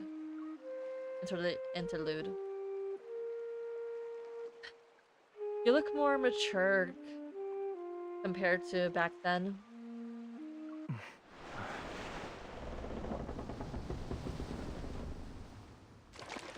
The boat suddenly rocks as the music ceases, and the Flemula anxiously leap from the water. They're seemingly giving us a warning. There's an undercurrent. No, this is Whale Fall City.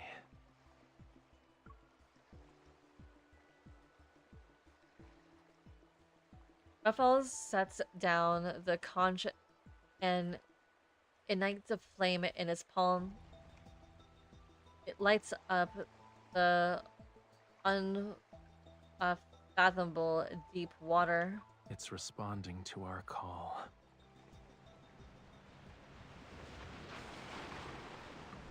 Moonlight shines upon the pitch black sea as the boat is drawn in by an invisible force. It sways as it sails towards the massive whirlpool in the center of the ocean. Countless silver white fishes converge and swirl where the current meets. They eagerly rush towards the ocean's profound depths and the seabed. Whale Fall City is below us. Hold on to me. Yes, sir. He holds me close. The seawater swells and the sky as we... Wait. The seawater swallows the sky as we descend into the deep sea.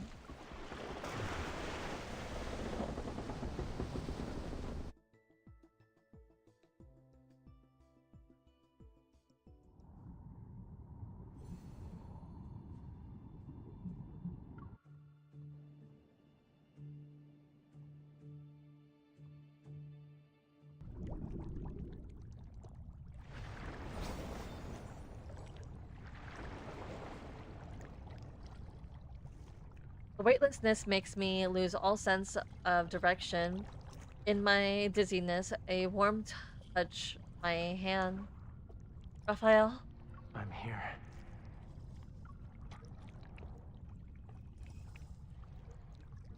My consciousness stabilizes itself before my body does. My vision gradually clears and I blink rapidly. What? An enormous skeleton carries our vessel through the water. When I look back, I can even see where its tail ends. Think of this giant whale skeleton as Whale Fall City's welcome ceremony. A giant whale with wings? Yep. Who says you can't fly underwater?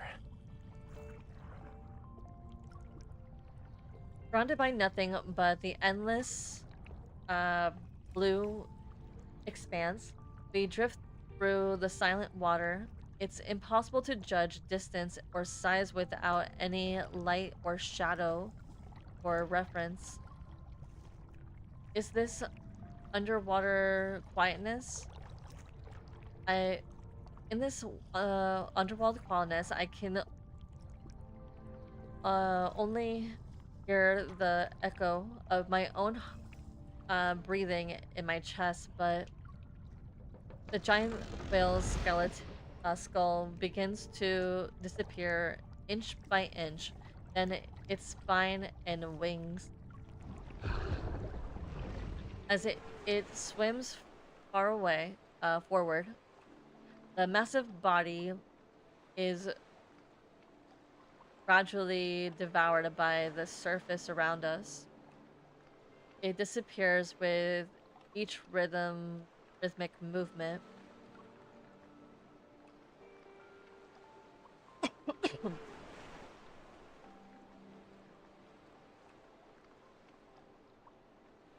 This bizarre sight makes me squeeze his hand, and he responds with a firm squeeze. Don't be afraid. I'm not. As his words fade, my body passes through the what feels like an invisible barrier. A gentle current envelops me before slowly releasing me on the other side. Huh?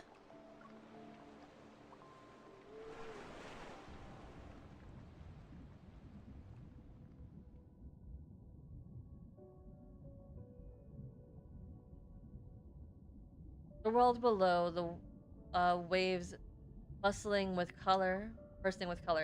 One of the royal capital's ancient streets stretch across the deep sea, and they're a dome resembling moonlight.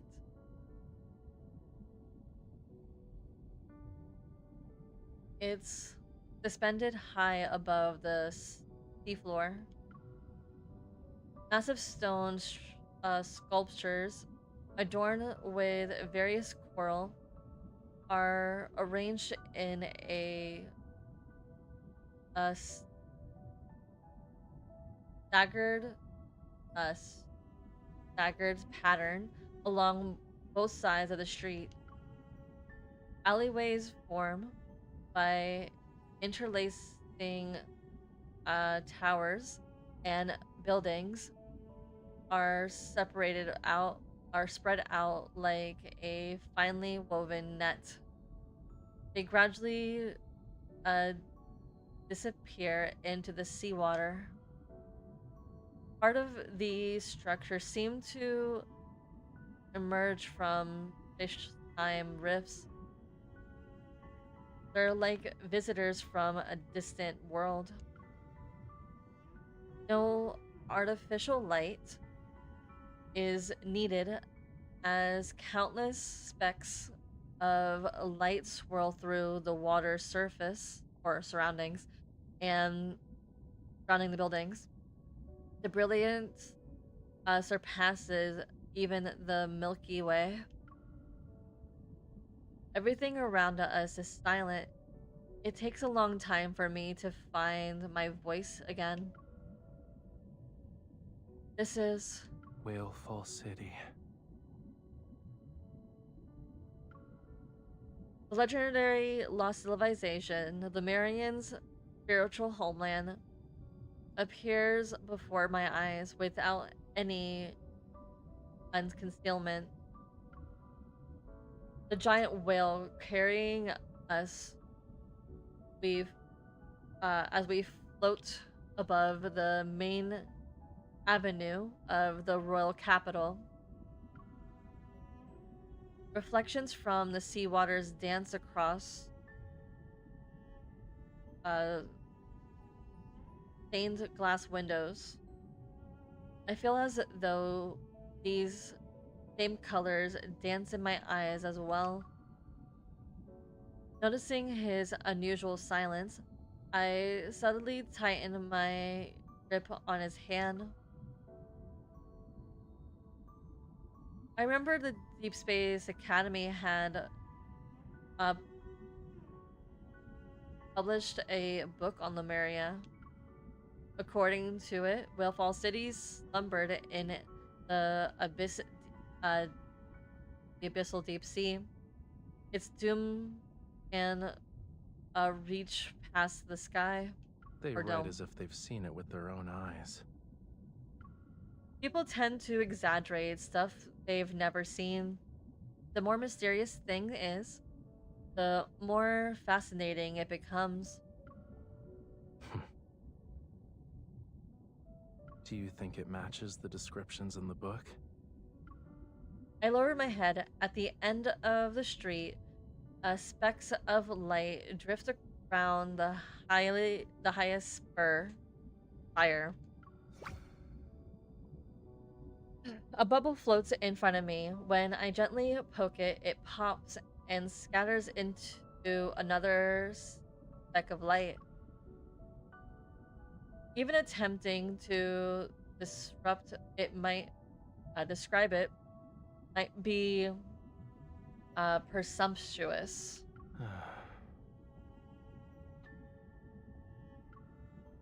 Everyone has their own interpretation of Whalefall City.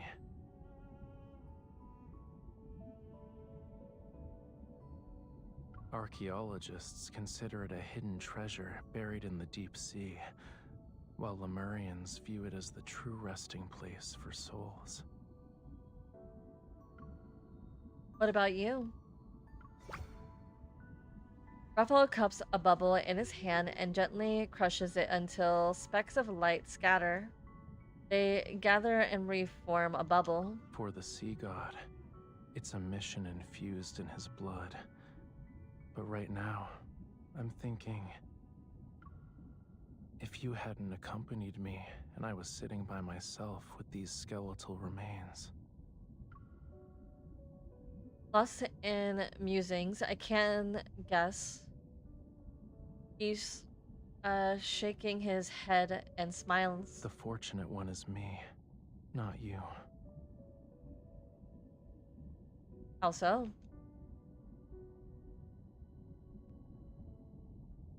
The giant whale slowly moves its bones wings downward along the central path. The tip of my shoe almost grazes the brick rooftop below. We're here.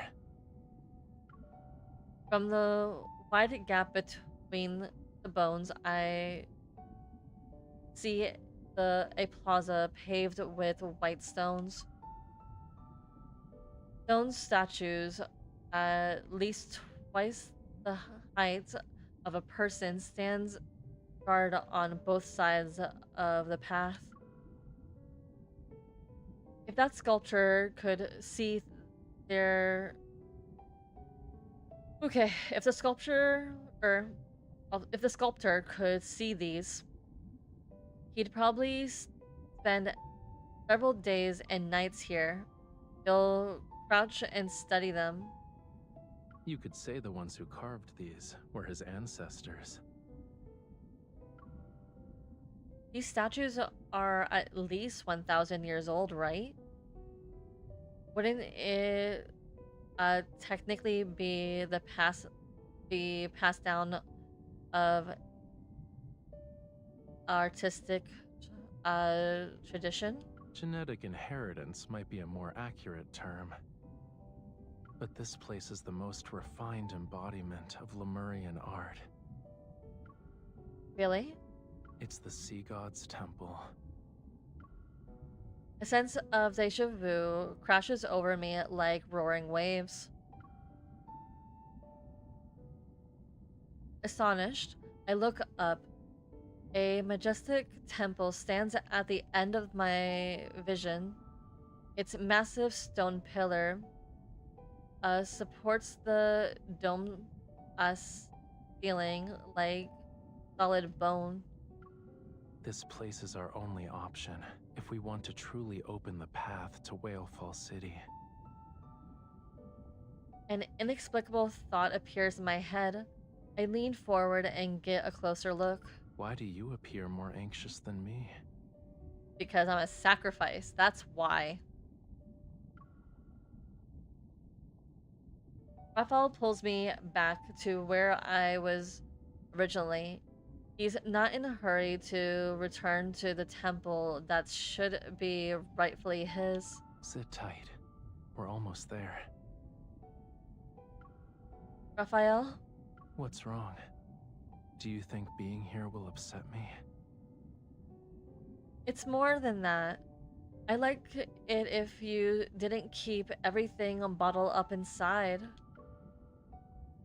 From this angle, I can't make out Raphael's expression, but I hear a soft sigh. It appeared at the wrong place in the wrong time.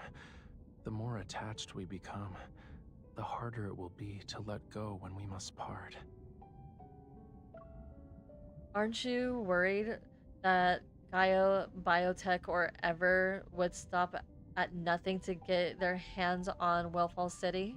Once Whalefall City fully reveals itself, our people will have no reason not to return. However, it'd make all of them targets. Today's Lemurians can't rely on Whalefall City to protect them from everything. Using it to defend against ever is a pipe dream. When Whalefall Acropolis was destroyed, we still had Whalefall City as our sanctuary. If it also... The peaceful life Lemurians have struggled to rebuild can't be allowed to crumble again. The wrong place, the wrong time, yet he still wants to seize this less than ideal opportunity to do something. It's for himself and the Lemurians, who, instead of making wishes, worry about him seeking revenge alone. Let's do the right thing, even in those wrong circumstances.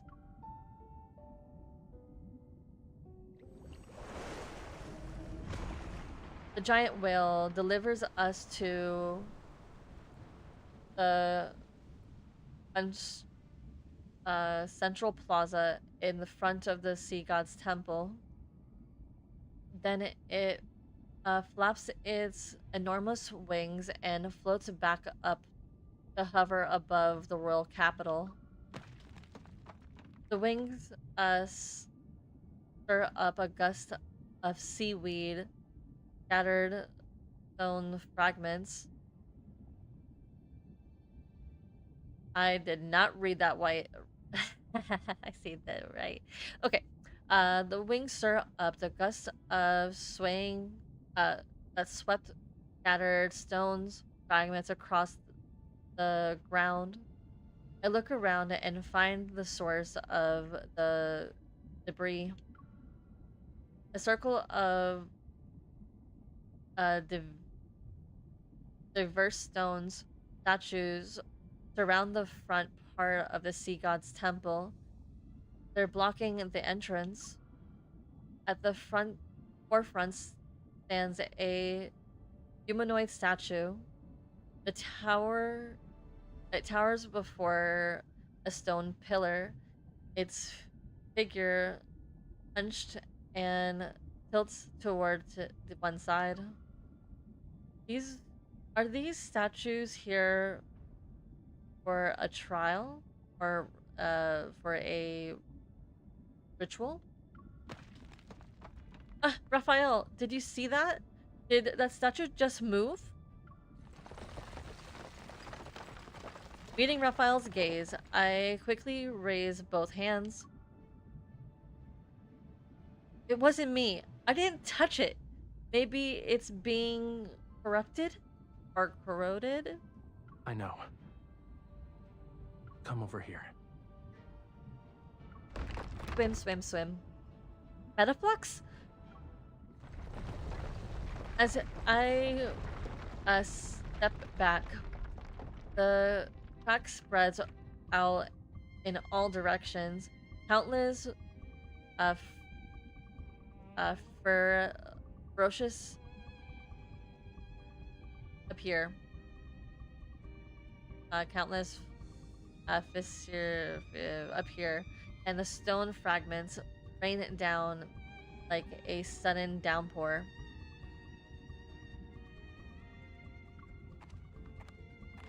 From within the swirling cloud of dust, a figure slowly steps forward. What the hell is going on? A long spear materializes. Its cold gleam flashes. A column of waters, sharp like a sea beast, roars in our direction. Under his quintessence's orders, outsiders are forbidden from setting foot in Whalefall City. Oh, what's up, Amoon? Haven't seen you in a hot minute.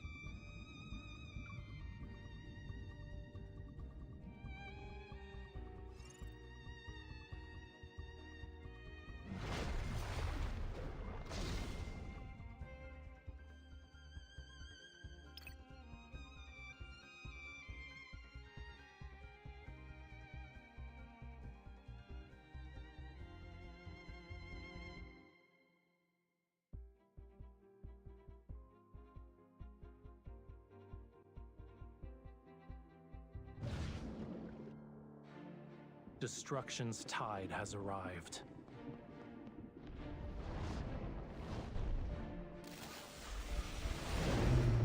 Watch out. The tide's judgment Shall descend here and now. I need you. That's your wish. Why are you getting closer to it? Come back here. The tide is rising.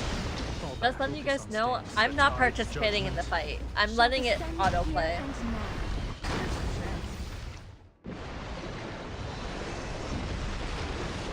The deep stirs.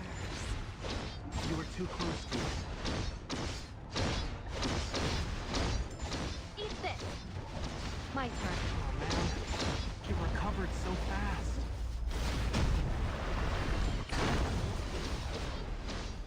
You want to use your ultimate on us? Too bad. Did you spot its weakness? The tide's judgment. Shall descend here and now. Here's our chance. Oh, sea god. Surrender everything to me. The deep stirs. Eat this. Now! This is what I was waiting for. I love this scene. From the ocean's depths. Where someone calls out my name forevermore. Oh man, you recovered so fast. It's almost over. The tide's judgment. Shall descend here and now. No one can escape the waves. Oh, that's funny.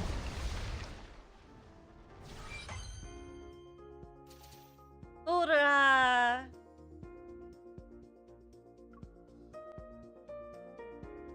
Gotta make this quick before it switches over.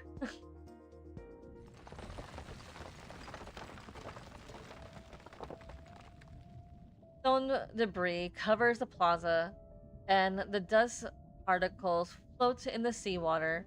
The currents are disperse.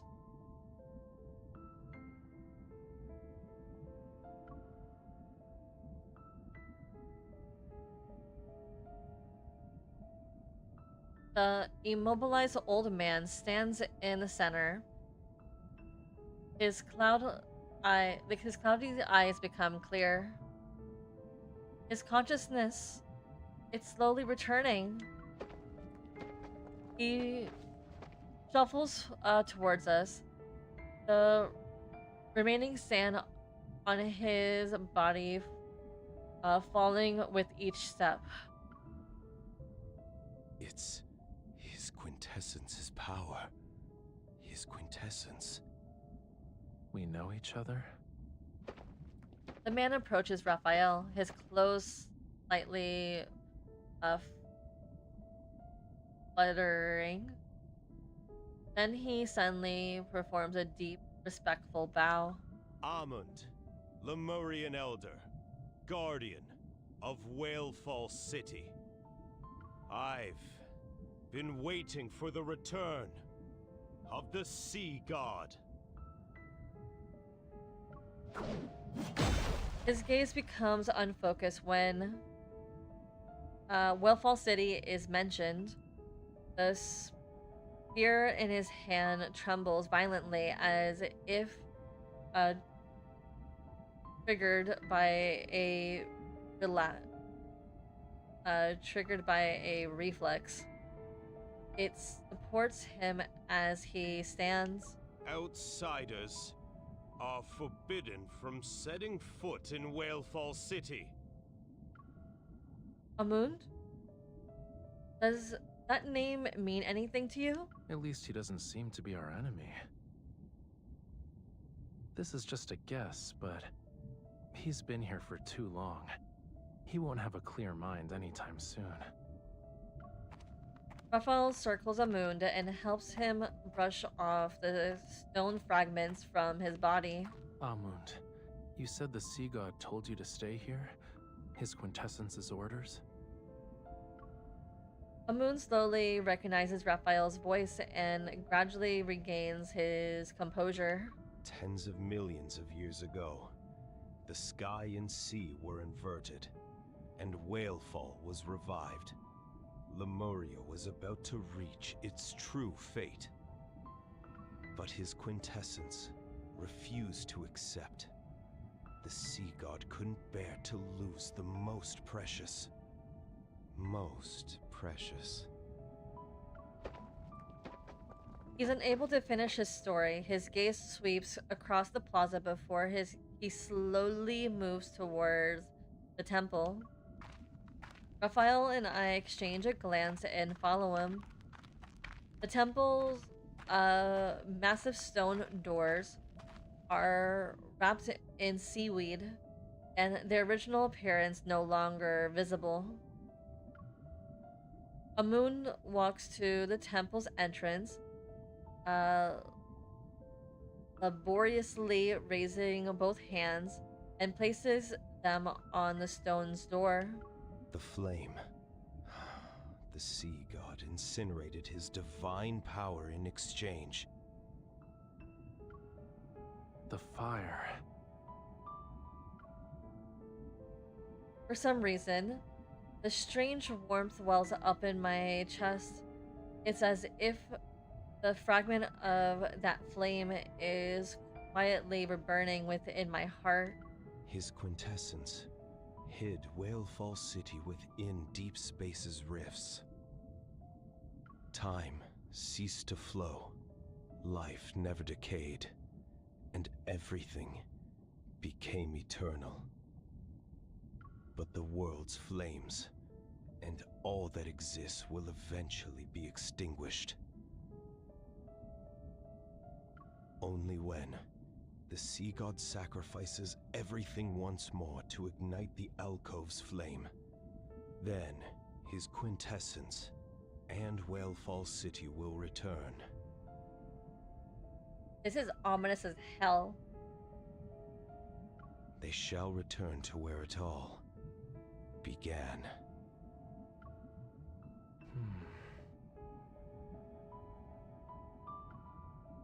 Amun's words falter for a moment, and his gaze moves to me before returning to Raphael.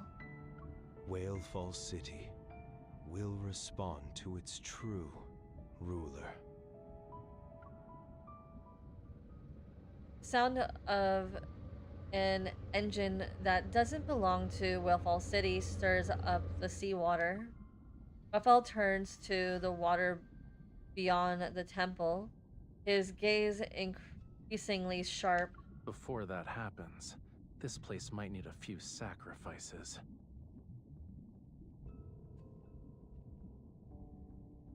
What do you have in mind? Following Raphael's gaze, I look towards Whalefall City's outskirts. Several massive submarines are approaching us. The fish have swum into our net. Raphael steps forward and positions himself in front of me, and a moon. Flames ignite from his palm, and they transform into fiery threads that spread outside the temple. Don't let their blood defile this place.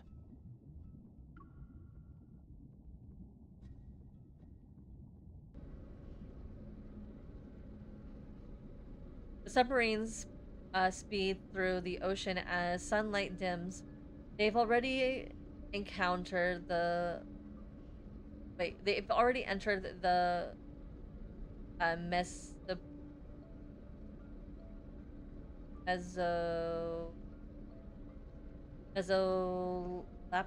zone. Was visibility obscured. The submarine activates sonar navigation as they advance. The sonar has detected underwater structures. Could it be Whalefall City? We've been following that vessel this whole time. We can't be wrong. After marking the coordinates, the submarine heads towards the structures and descend into the pitch black uh, faith, faithy, what the hell? This is a big word for Elmo. Bath, the logic, zone. I don't know what that means, but I'm not looking it up at the moment. Suddenly, ethereal singing resounds from the ocean's depths as if it's guiding lost travelers to their descension. The flat seabed gives way to cliffs. A strange glow emanates from its base. The submarine travels to the cliff edge and crosses underwater valleys or valley. Their passengers see the source of the mysterious glow.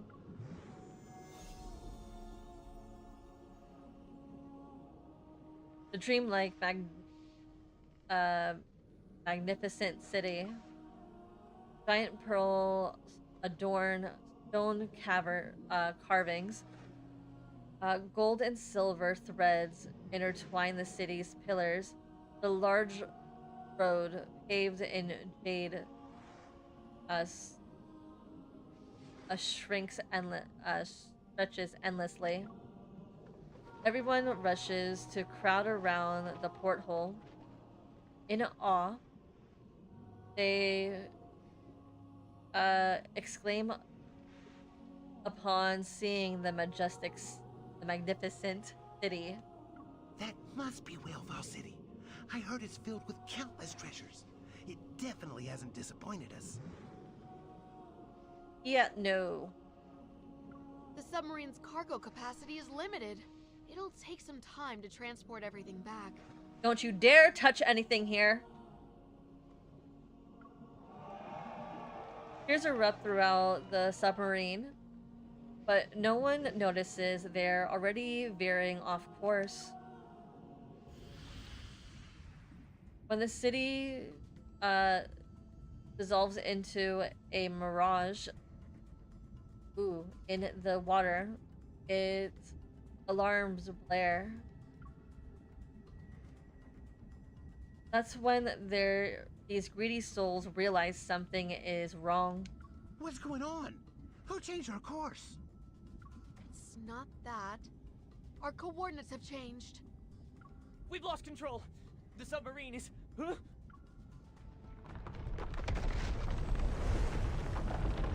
The seabed rises as towering rocks walls erupt from the ground and encircle the submarine. The figure of a young man standing on the cliff. Solemn and majestic, like a god of the sea. He looks down from afar. His expression is seemingly compassionate and indifferent. The Lumerian's court has finally received its overdue sinner.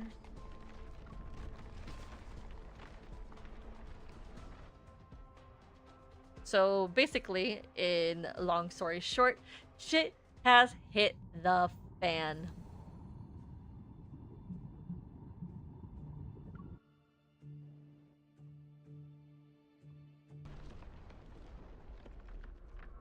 The singing ceases at the climax, and the intruders' minds are momentarily distorted, but they soon come to their senses. Raphael? They'll offer their mortal remains to the Lemurian court. I'm not opposed to this. I don't know why I'm not. It's not that, like, I don't have any regard for life, but when you're evil, you don't deserve to live at this point. or when you're malicious. Benevolence is a difference. But this is out of maledictus. This is me. This is out of malpractice. I'm using big words, okay? It comes with being a writer. Even though I can't read big words like Elmo. After today, those whose hands are stained with Lemurian blood will vanish from this world forever. That's what I'm talking about. Without the ethereal song, the bottom of the valley once again becomes chaotic and murky. The intruders severely instinct make them crawl on their ground in contorting posture. But Raphael doesn't spare these people a glance.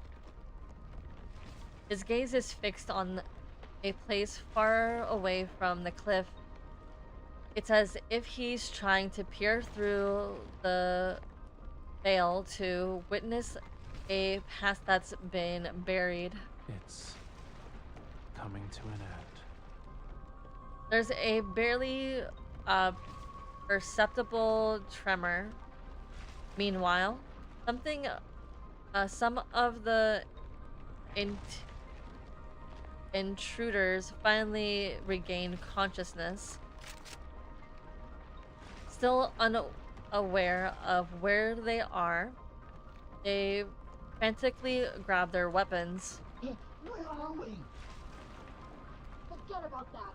Just take them out. Ugh.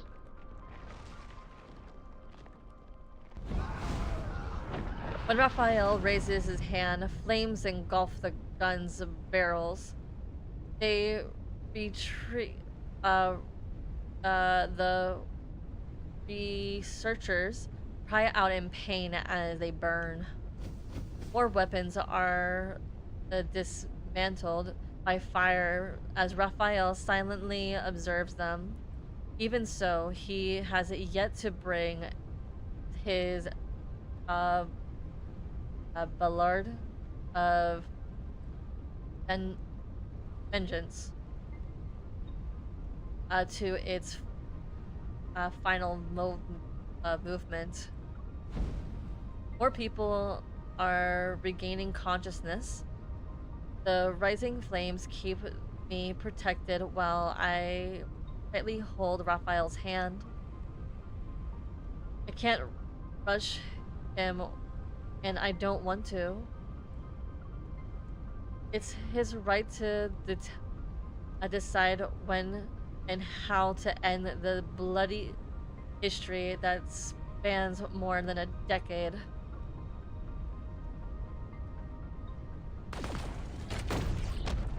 The rock's walls of fractures. It cracks of various sizes. It can't support us anymore.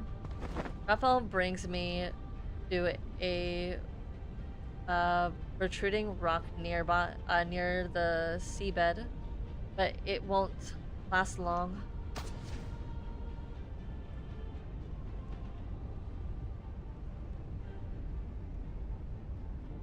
The sniper rifle hidden behind the stone pillar emits smoke as a bullet's head straight for Raphael. How is there? Are we still underwater? Like, how is there guns underwater? That makes no sense. Unless we're not underwater, then that's a different story. But I'm thinking that we're still underwater. This makes no sense. But this is sci-fi we're talking about. So logic is like, you see logic? You see it? Logic, out the window.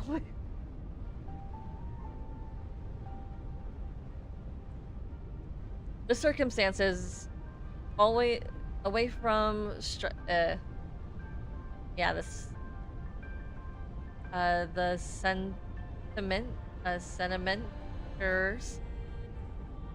Wait, then it's centimeters away from striking his chest, but the metal bullet is intercepted by flames.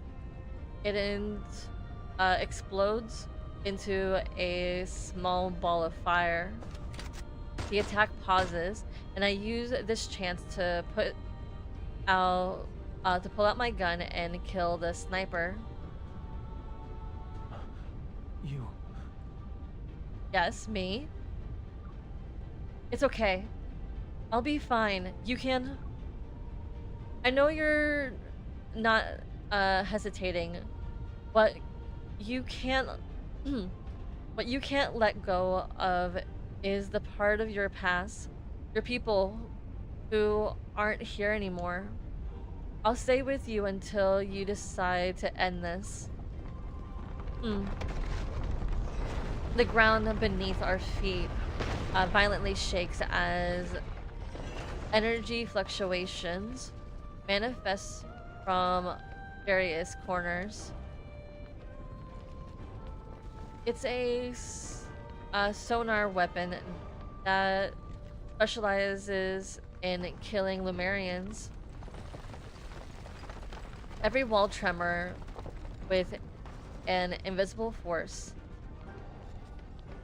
Every wall trembles with an invisible force. It sends dust and rock fragments flying. As my evil is, I use my evil to target the focal point of the metaflux, but he stops me. You've stayed by my side long enough. I'll take care of the rest. Are you gonna turn into your Lumerian sea god form? Please, please, I want to see it. I want to see it. Oh, sorry, I didn't hear that part because I was fangirling. The weapon isn't working. That's impossible. Increase the firepower. We already hit its limit. Where's the suppressive fire from our flanks?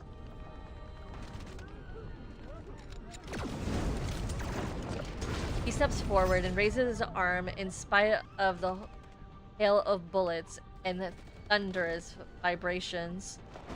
Fire smites his opponents like divine punishment. The massive metal container crashes as fear and rage fill the air. Seemingly realizing the true power of the man standing before them, several gun barrels raise in unison. Whalefall Acropolis was a wonderful place. It was nowhere near as magnificent and spacious as the royal capital, but it was worthy of being called our home. No one fires. The invaders exchange bewildered glances as if they can't believe the sea god will grant them mercy. I once promised them that I'd find Whalefall City. I said I'd bring them back here. We'd live together in these waters. We'd laugh and sing, and I didn't make a vow to merely bring back their souls. Raphael lowers his gaze to deliver Sea God's ultimate judgment. The lives that were lost here shall be repaid with blood. It's been over a decade. I will end this once and for all. Fierce fires raise from the rock's walls as distant tides roar like thunder. Terrified, everyone looks around. It's as if an invisible blade of judgment is hanging over their heads.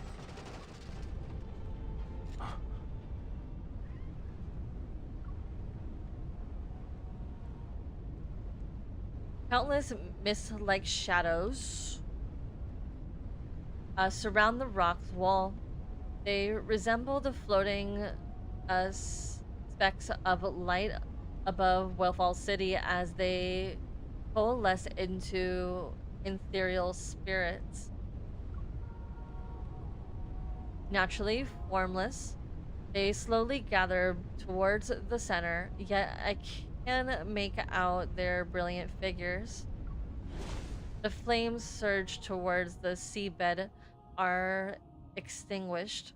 It's as if they're afraid of harming the shadows. This is... Raphael doesn't reply. His gaze doesn't leave the seabed's center. The singing grows more powerful as the shadows close in. The floating weapon falls to the ground once more. Greed and delusion returns to the invaders. The entire stillness permeates the seabed as the shadows suddenly turn around. You always said you'd bring us to Whalefall City. I thought you were bragging. You did it. You actually brought us back home. Raphael, you don't need me to cover for you when you sneak off to the shore anymore, right? Wait, you must be living on the surface already. The Maestro tattled to Her Majesty on the day you went to the surface, saying you skipped class again. I wish I could attend the Maestro's classes again. Has Aiden grown taller?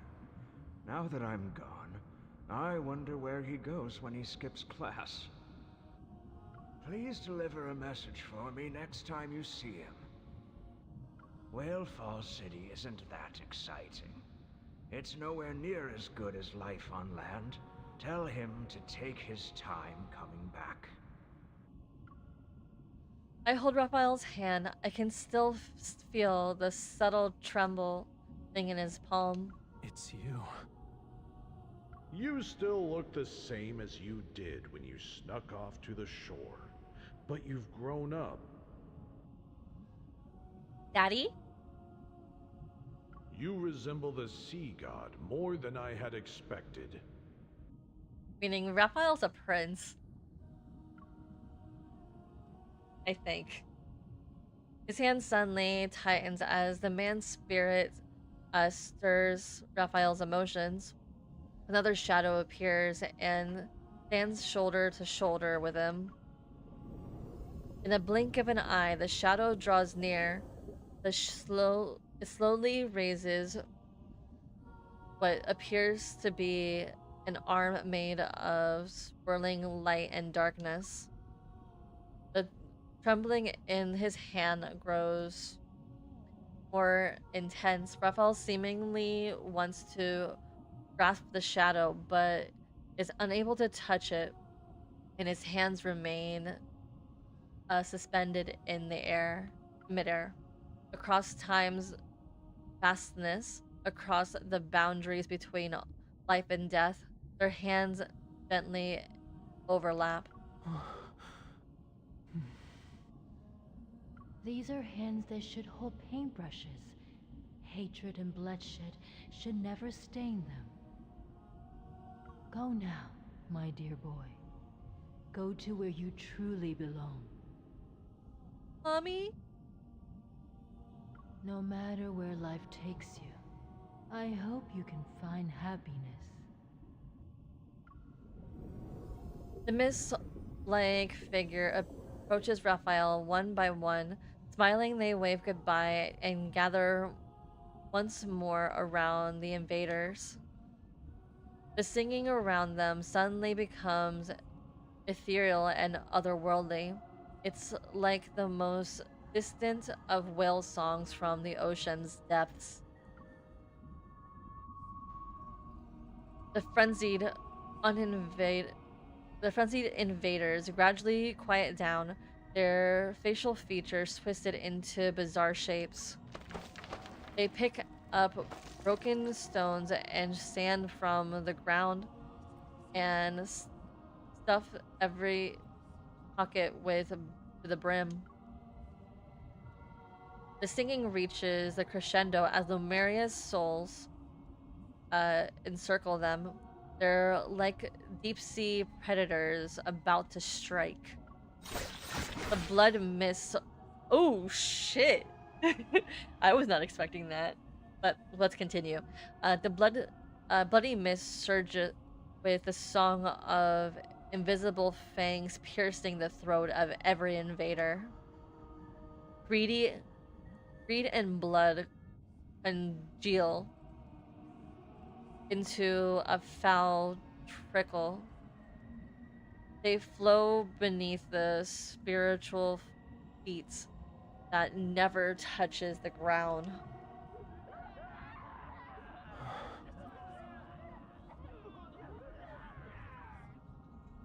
The screams reverberate throughout the court for what feels like an eternity. Amid the countless songs, I can't see Raphael's expression. I only sense his gaze remain fixed on the single place for a long time.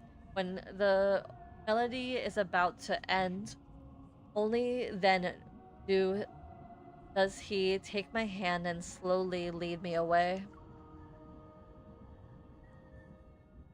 And he gives a deep bow to the chaotic ocean floor, filled with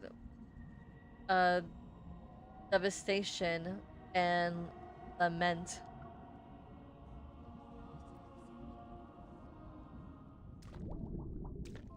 Leaving the court and following Adon's guidance, I silently approach Raphael. As our fingers intertwine, he silently takes my hand. Is it okay to let them deal with Gaia's biotech people? They've been waiting for this day for a long time. His fingers have tightened around mine, and the ring that summons the conch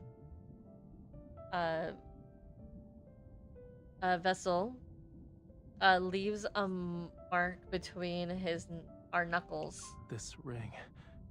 When I was little, I used to sneak off with it. I always played with it. The queen told me it belonged to the sea god. When I grew up, she'd give it to me herself. You and the queen? She's Talia's older sister, and the one who raised me. My mother. Oh, I knew he was a prince. Context. Huh? My chest feels like it's stuffed with damp cotton. It tightens and aches, and I can sense a heavy weight. Before I can even speak, he seems to have already guessed what I'm thinking. But Raphael continues, turning his face slightly to reveal a smile tinged with relief. Back when I didn't understand what being the sea god meant, the king and queen told me it was a beautiful aspiration. That's why I could play with the Lemurian children who were around my age, get punished by the king when I caused trouble, and be teased by my friends. Everything in Whalefall Acropolis was as free as the ocean. Until that day. Before our eyes, red seaweed... before our eyes, red seawater seems to emerge. Then it slowly fades away with the song. The water returns to its original clarity. The scattered memories from Raphael's past merge into a complete picture.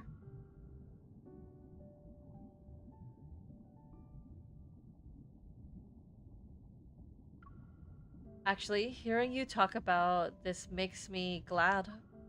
You had so many people by your side.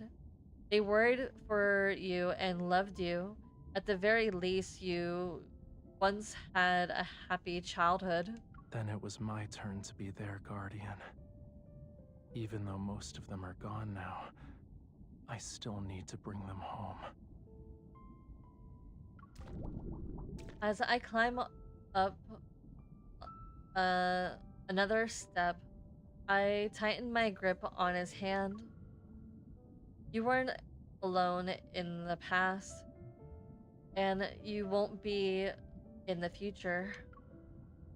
As if in response to the ring's pressure, presses a deep mark into our fingers. Without Whalefall City, the spirits of deceased Lemurians can only drift endlessly across the sea.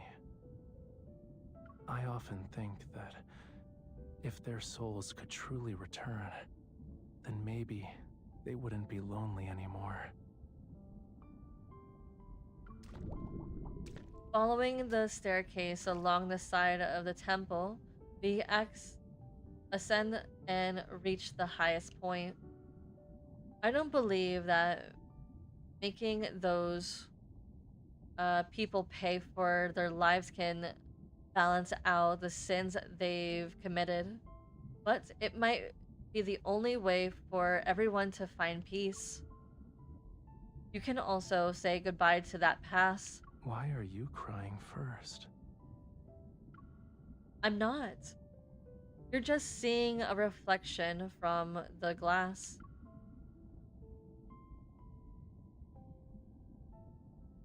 He stops and gently raises his hand to wipe away my tears. You've witnessed the curtain call.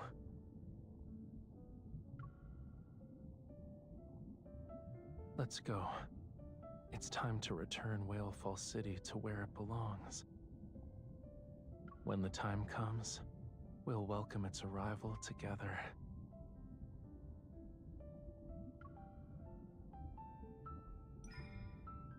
The song has ended. Raphael takes my hand and leads me to the balcony. It culminates these years of seeking and waiting to create our song's final forte. To create our song's final fermata. I think that's a song term that I don't know.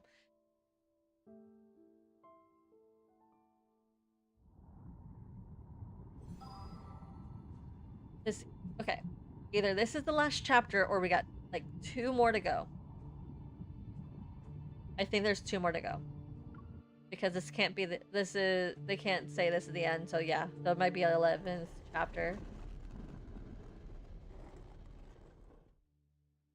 There has to be an epilogue. The massive stone door of the sea god's temple responds to their ruler's call. They slowly part when Raphael raises his hand. Streams of light flow across the stone's engravings. Following Raphael's gaze, I see an empty alcove in the wall. Is something wrong? It's nothing. I just wanted to take a good look at this place before saying goodbye.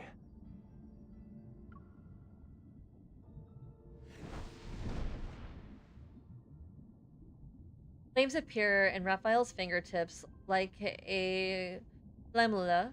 They swim in the air. A fire is briefly ignited inside the alcove. It's similar to the dim, everlasting sun.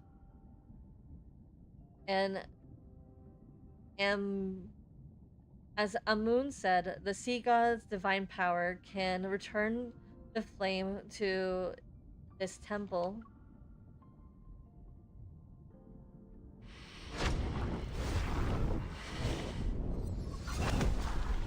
Light pulses with Raphael's breathing. It envelops the sea god's temple. Uh-oh. I have a bad feeling about this. The flames in the alcove surge with more magnificent energy. The scattered specks of light in the Whalefall City dance with renewed vigor. The dense, they descend onto the rooftops, streets, and plaza, as if welcoming the imminent journey home. Whalefall City is responding to you, Raphael. All the Lemurian souls who were lost in the sea have returned. It's time to send Whalefall City on its way and let them find peace. Again, I have a bad feeling about this.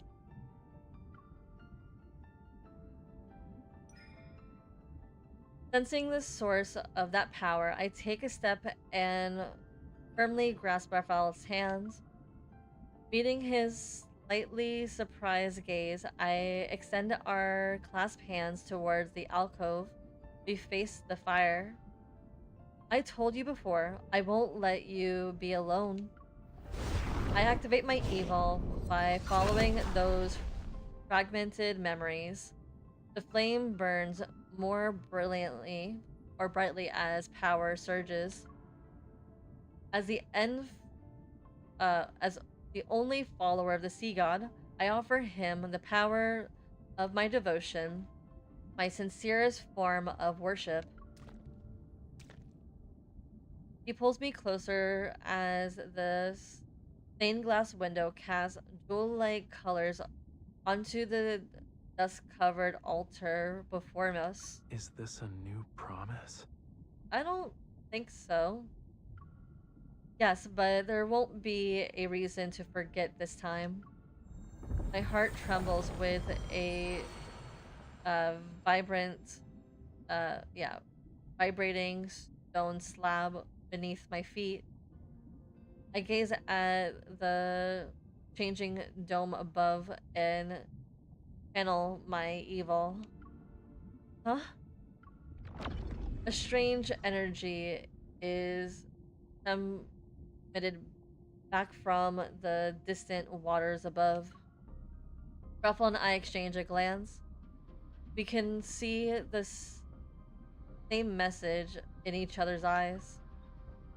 It's a protocore power surge, of course. It seems the reinforcements arrived sooner than I anticipated. We need to hurry. Let's seal away everything from the past.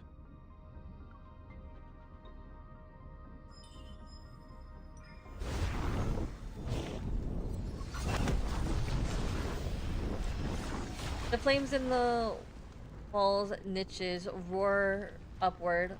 Water violently churns as invisible forces seem to be waging and tugging of war between the city and the deep sea. The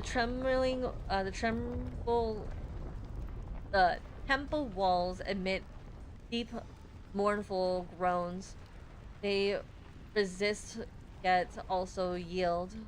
With the sea god's power as a sacrifice, ride the opposing tides and return to the fathomless abyss.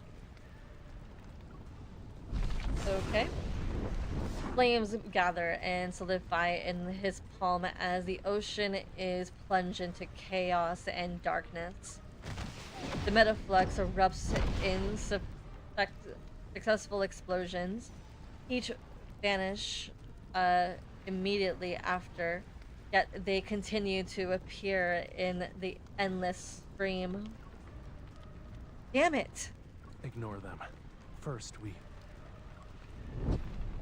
The flames that have almost lapped from their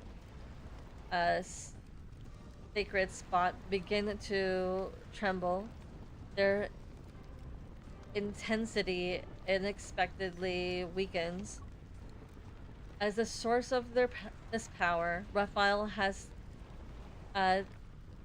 tightly closed his eyes. He looks unnaturally pale. What's happening? There's something wrong with the flow. Raphael? I'm fine. You're suppressing something. It's because of those. No. This is a price that must be paid. To demand a perfect outcome from the sea, you must willingly pay the most painful price. Please don't do that. Huh? But compared to letting Whalefall City fall into those people's hands, this pain is nothing.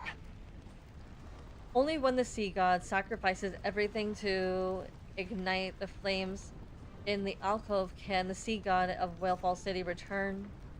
I finally understand what Amun meant. You in the temple have to. Don't worry. I can make it. Leave. I won't leave you. Raphael. There must be another way. There has to be. I adjust my breathing and use my evil to resonate with Raphael. I attempt to push his power to its limit.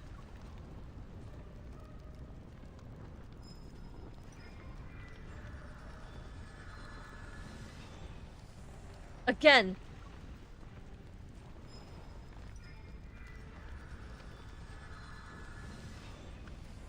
Again!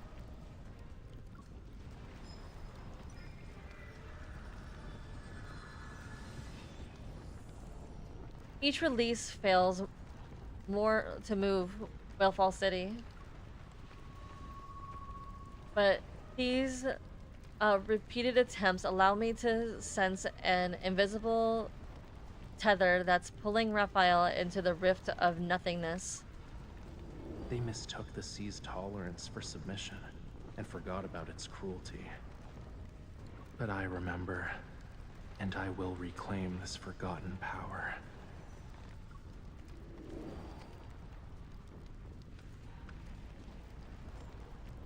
Our futile attempts will drain his energy. Amun's words resound in my ears like a tsunami. Is it possible that Raphael, with the complete power of the tome of the sea god? Only those who have a bond with the sea god can awaken the tome. Awaken the tome. When the thought from my mind, with the thought form in my mind, the flame in the alcove suddenly surges and trembles. Raphael seems to sense what I'm about to do. No. Using the tome's power can only... with the temple. I can't sense it. I can sense it. With just a single page, part of Raphael has already become one with the sea god's temple.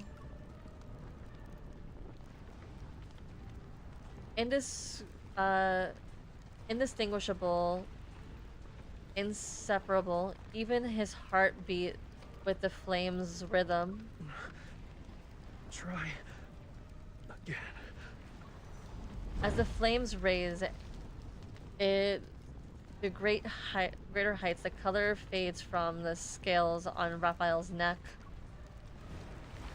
Like ash left behind by fire, it slowly begins devouring the tip. The beautiful hue vanishes as quickly as the most brilliant fireworks.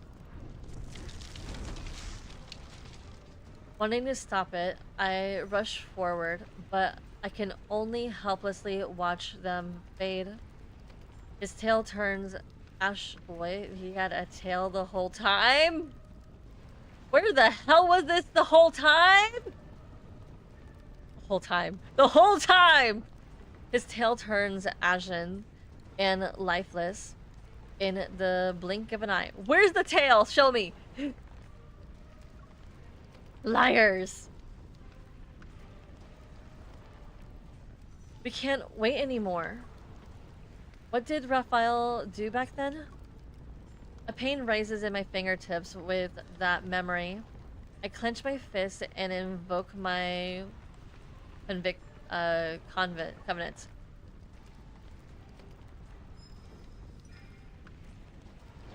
The dagger... Oh, shit. The dagger materializes in response to the summons. I take it from Raphael's hands and press it into his hands. Our bloods merge, and the warm fueled fluid falls from our clasped hands. It lands on the altar. I close my eyes and let light and sound sink into the sea.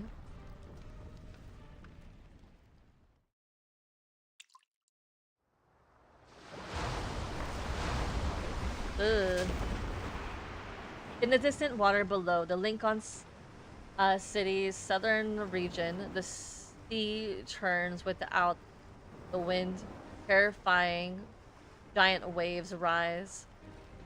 In the center of a almost abandoned private island, red light flickers in the sapphire-like blue hole. Then there quickly vanish into the depths. In some overlooked coastal mudflat shoreline, even in the middle of oceans, seawater bubbles like boiling foam. They surge and subside. Every body of seawater on the planet, every single drop shares one mission. The waves must rise. Gentle waves, furious waves, waves powerful enough to shatter everything. They surge from the sea surface and ocean's depths. They rush in the same direction. Flames emerge from the blood, beginning as small, warm embers.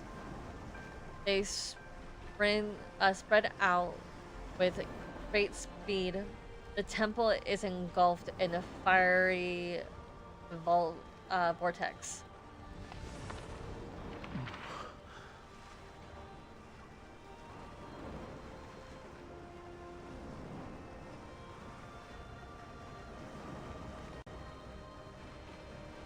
The collide and stone. Wait.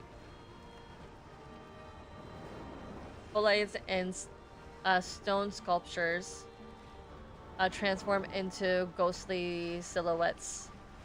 The seawater loses its natural hue and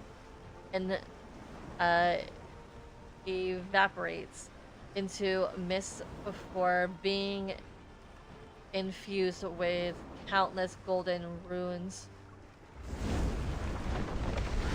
A sense of violent tremors in the distance. Suppressed power splits the mountain and levels the seabed.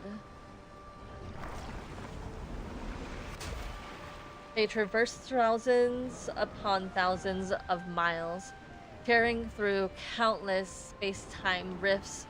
They surge to the water above the temple. They flow towards their sea god.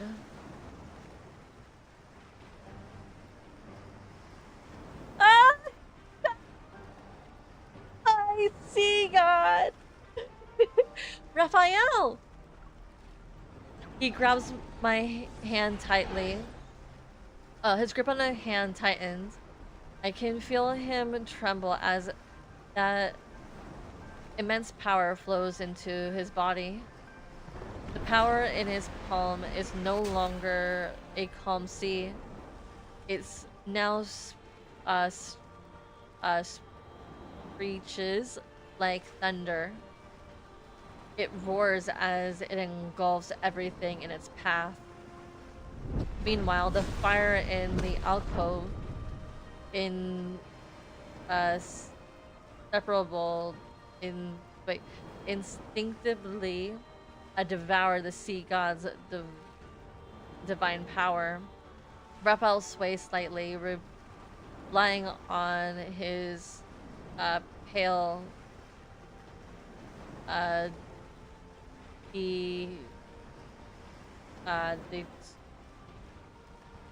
oh my god, these words. The torrenting tail for support. This power is sufficient to move Willfall City. Yet, the owner of this power has merged with the sea's god's temple.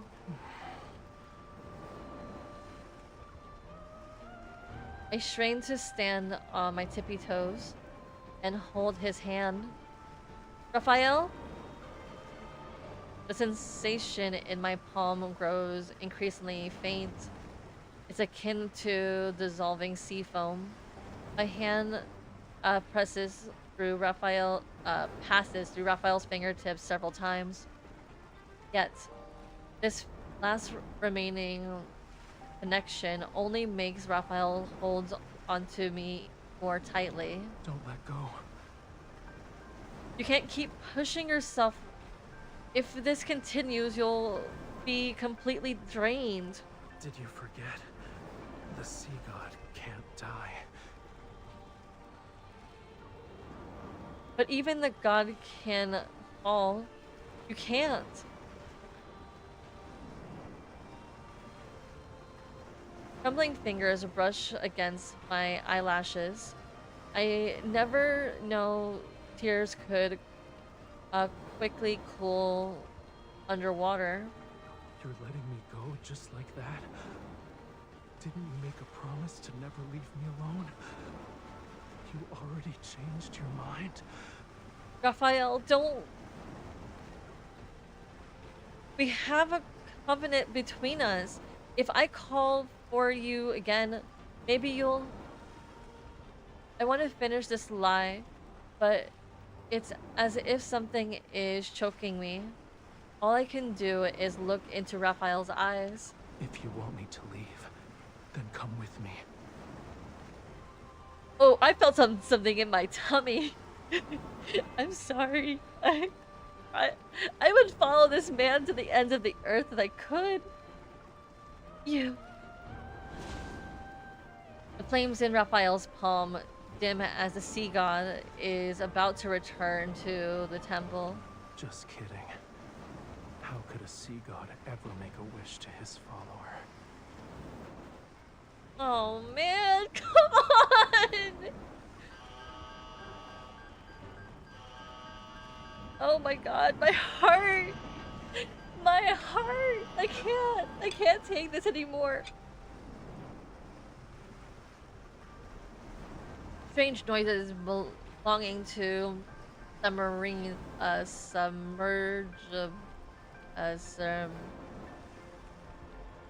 submarine bubbles are above this fire.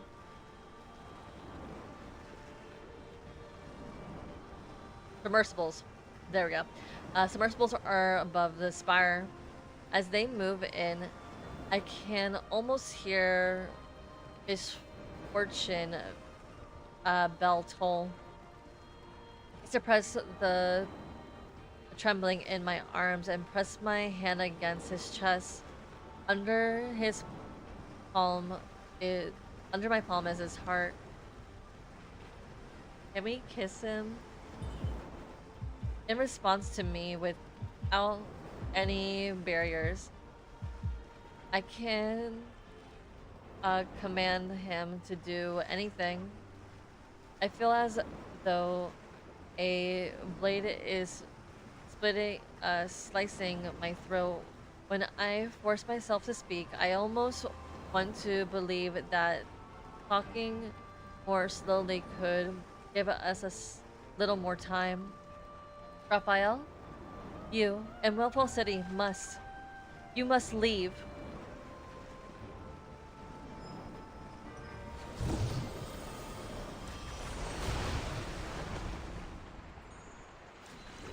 Powerful forces threaten to tear everything apart, make peace return.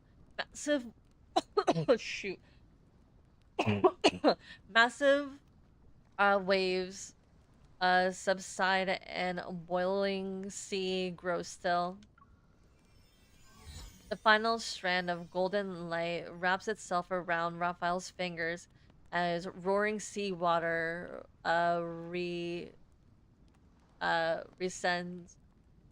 recedes into the abyss.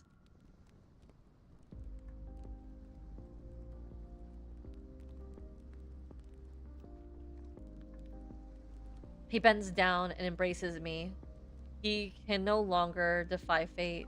On an ordinary weekend, an idle afternoon, or a meaningless, normal day, if you want to see me again, you'll have to wait a very, very long time. Oh. I'll wait as long as it takes. By the way, like, let me just wait. With great effort, I hug him and look over his shoulder one last time at the dancing firelight in the wall's niches. Niche. Raphael, you don't have a will ash lamp. Take our covenant with you on your journey. What matters is that you stay safe.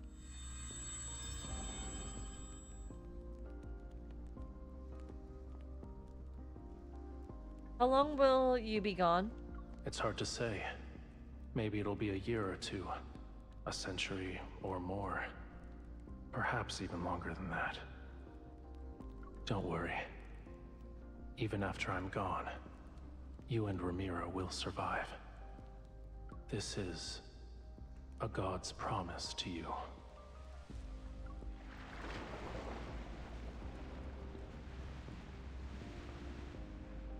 The gloomy ocean's floor has lost its only source of light. A barren seabed fills with a swirling sand and sediment remains.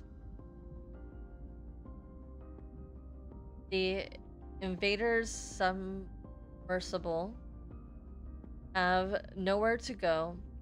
They're suspended in the empty vastness of the deep sea.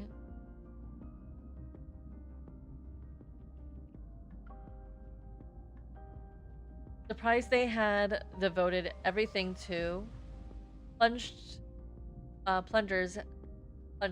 have vanished into the cracks of space-time forever.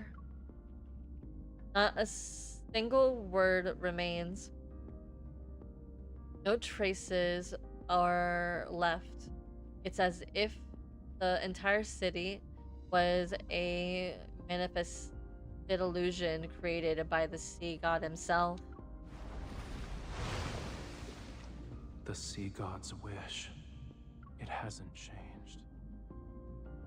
And it will never change.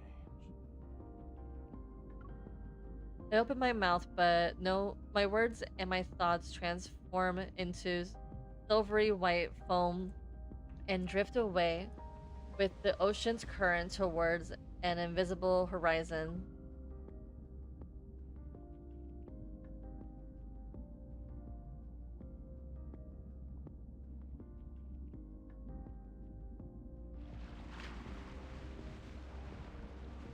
Oh goodness, no!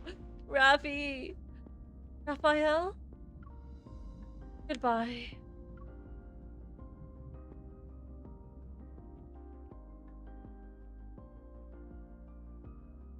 God damn it. Raphael, you jerk! And this is probably the epilogue.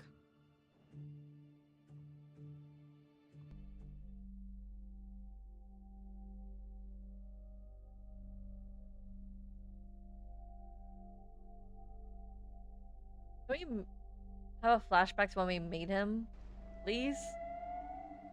Melodious flute music, melodious flute music, and the whale song urge me to regain consciousness as I struggle to wake up from the darkness that deep as the ocean. A harsh sunlight stings my eyes. It's impossible to open them. Waves gently lap against my back when I realize I'm laying on the beach. I don't feel any pain, so I probably haven't been injured. I recall the sudden shift in the current before I was about to drown.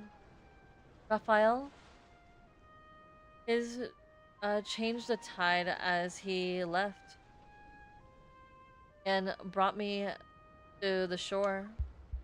The tremor from resonating too many times still courses through my veins.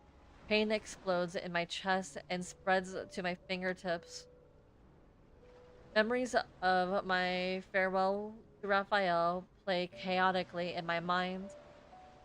It's like the scene from the movie have been cut into pieces and haphazardly reassembled.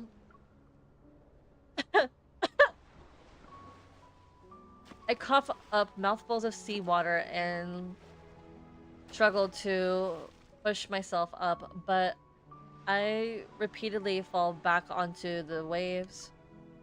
The seawater has reached my mouth and nose. The tide is coming in. If I stay here any longer, I might drown.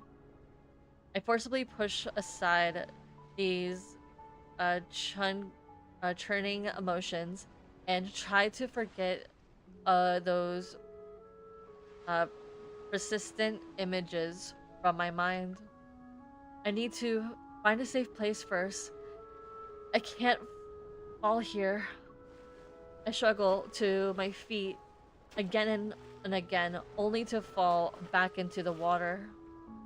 Accompanied by shouts, the sound of several footsteps reach the beach. Help me.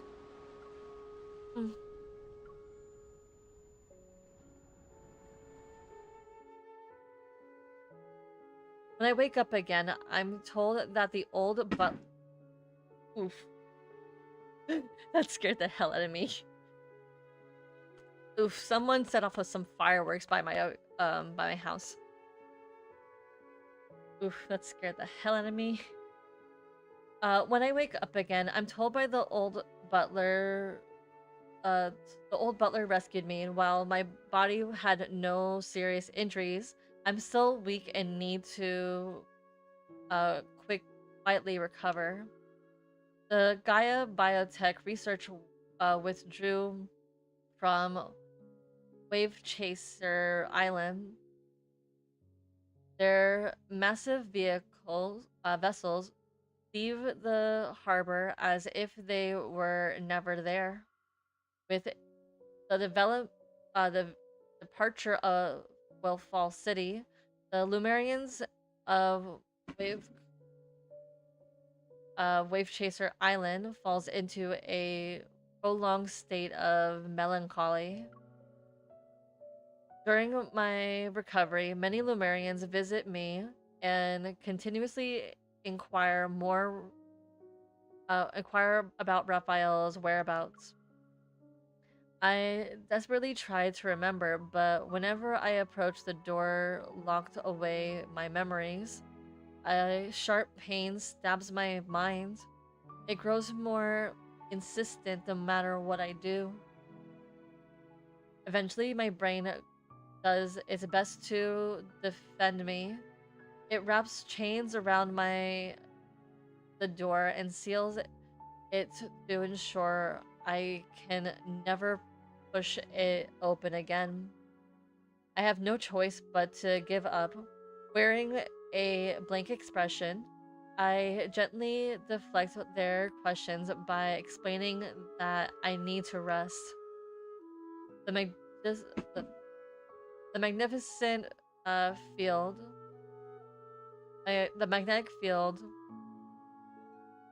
anomaly of water of wave crest, of wave chaser island is gone, and I focus on resting to the point of being almost obsessed. I make a full recovery in record time and to secure my uh discharged papers.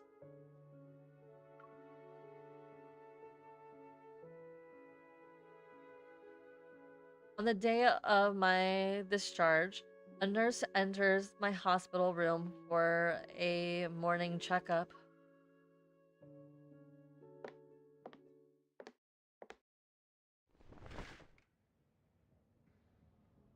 I close my eyes in response to daylight flooding in.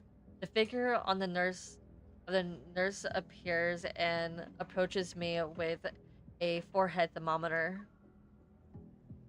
I'm being discharged at noon today. Do you still need to take my temperature? This is the last checkup. Please cooperate with us. Holy fuck, go away! No, no, no, no, no, no, no, no, no, go away. Bad lady, go away. Although her tone is in uh accusation, our wait, what? In unis uniscation unisation what? Although her tone and in unison are cover are covenanting, I still damn, I don't know this word, but I'm gonna move over it. Are convincing. I still sense that she's not the nurse who's been taking care of me. This voice, I've heard it somewhere before. Then I realize why it sounds familiar. I've seen her before. She quickly appears in my memory. It's a shame we're seeing each other again when you're in such a pitiful state. Who I am doesn't matter. The real question is, who are you?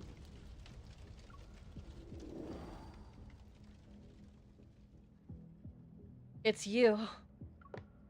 Seeing my calm reaction and no sign of any potential counterattacks, the nurse stops 2 steps away from my bedside. Aren't you afraid I might do something? She takes off the nurse cap and lets her wild curly hair cascade. She seems nonchalant, but her gaze remains vigilant. If you wanted to kill me, you would have done it while I was unconscious.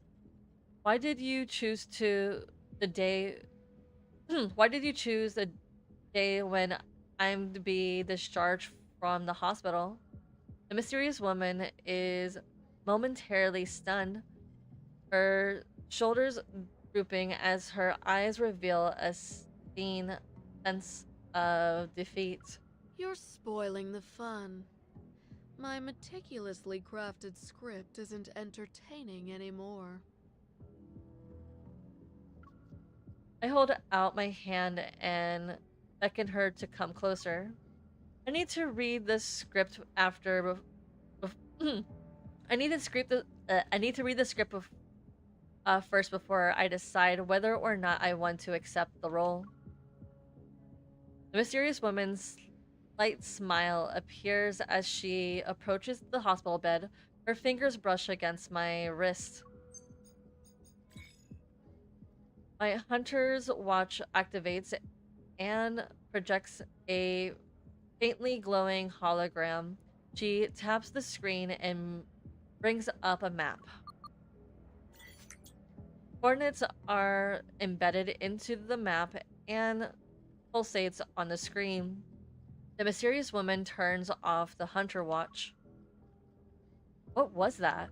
A treasure that can only be unlocked with a key. You're strong enough to withstand these unknowns. Everything you want to know is there. Your actual nurse will be here soon. Remember to tell her your temperature. She picks up the handheld thermometer, presses it against my forehead, and pushes the button. 36.5 degrees.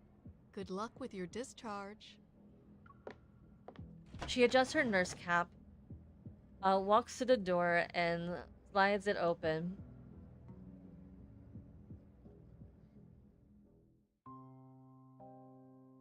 I stay at the hospital's ends. I stay at the hospital ends after returning to Lincoln City. Work has almost numbered every okay. Work has almost numbed every cell in my body. But I don't dare stop. I'm afraid that in the middle of the night, those scenes branded into my memory will fade and the tears my consciousness and tear my consciousness into fragments. When the long passage of time softens the pain, I find the courage to look at the southern water when passing along the coast. A part of me seems to have vanished with Raphael. This emptiness has forced me to float aimlessly. Every word he spoke during our farewell, those fleeting expressions, burst through the floodgates of my memory. They replay endlessly in my mind. One day, I realized I should have asked him if the seagulls need to be fed. Even though they might never see Raphael's return.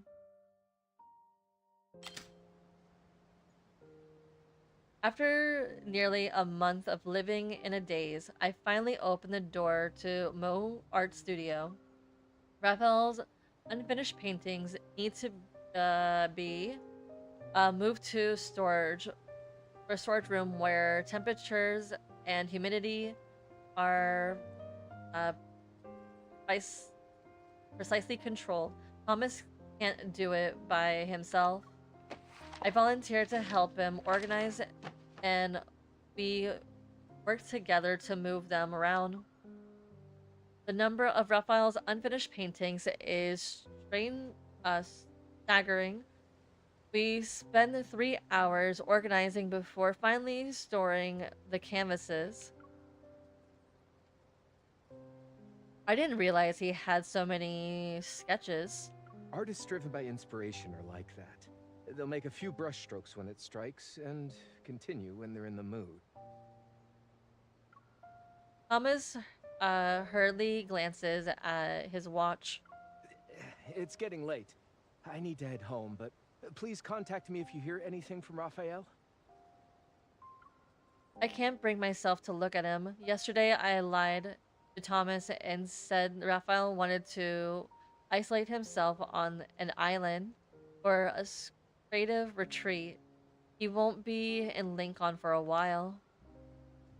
One lie needs another to keep it whole, yet the countdown to this ordeal ends nowhere to be found. I'll call him every day until he can't take it anymore. Then he'll probably come back. He has several exhibitions coming up. I hope he can make it back in time. Yeah, same. I'll head out now. You should go home. Alright. After Thomas leaves, I can't bring myself to go. I remain seated in the middle of the studio for a long time. I stare at the massive, unfinished painting on the wall.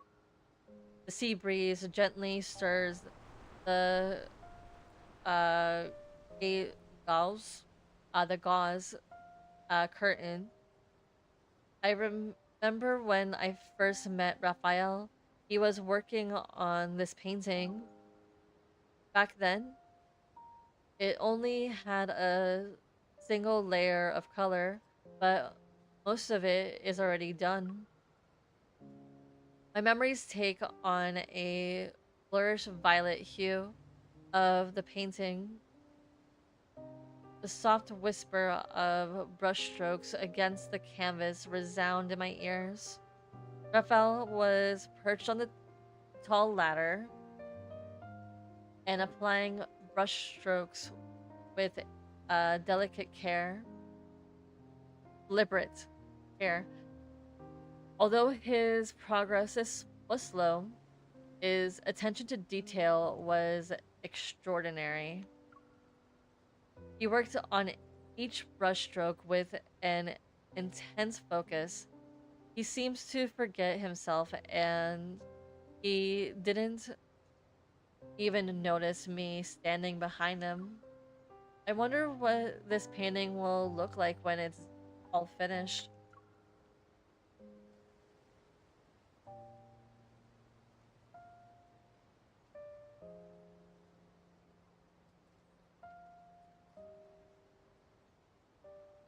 No one can uh, give me an answer. Desolate moonlight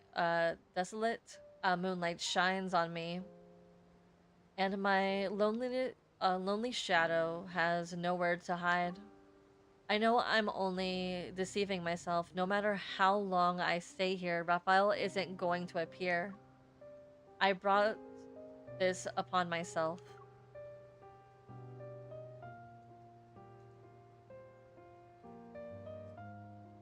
Before leaving, I take one last look at the empty studio and whisper to someone who isn't there.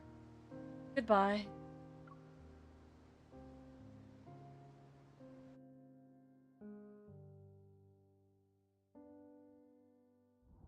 Flipping hell. Oh my lord, there's more. Fuck, I thought that was finished. So is this the epilogue? Colorful lanterns light up the market near White Sand Bay. Taking a shortcut, I pass through the bustling streets. On the beach next to it, students are playing with sparklers. They glitter against the night sky, and I occasionally hear bursts of clear laughter.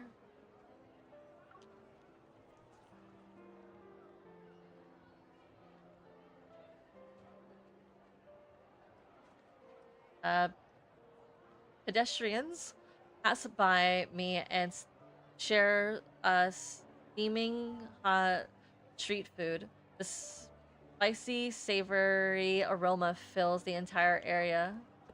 Days I walk through all, the scene comes in and out of focus.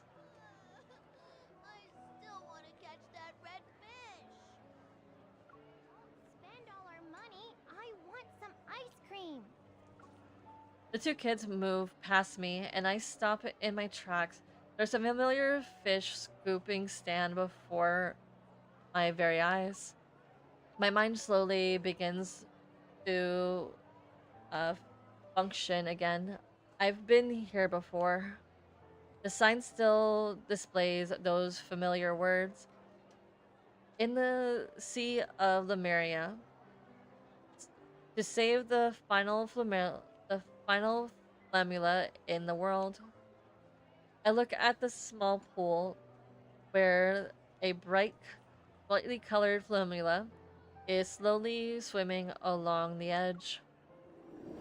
Unfortunate. This species of fish can only survive for a week on land.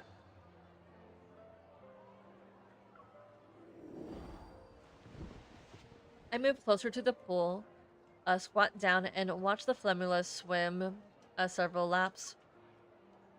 Since you're also far from the sea, I pay the vendor for a fishing net and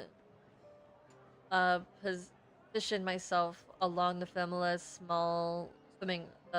swimming route. Aim, dip, scoop, and fail.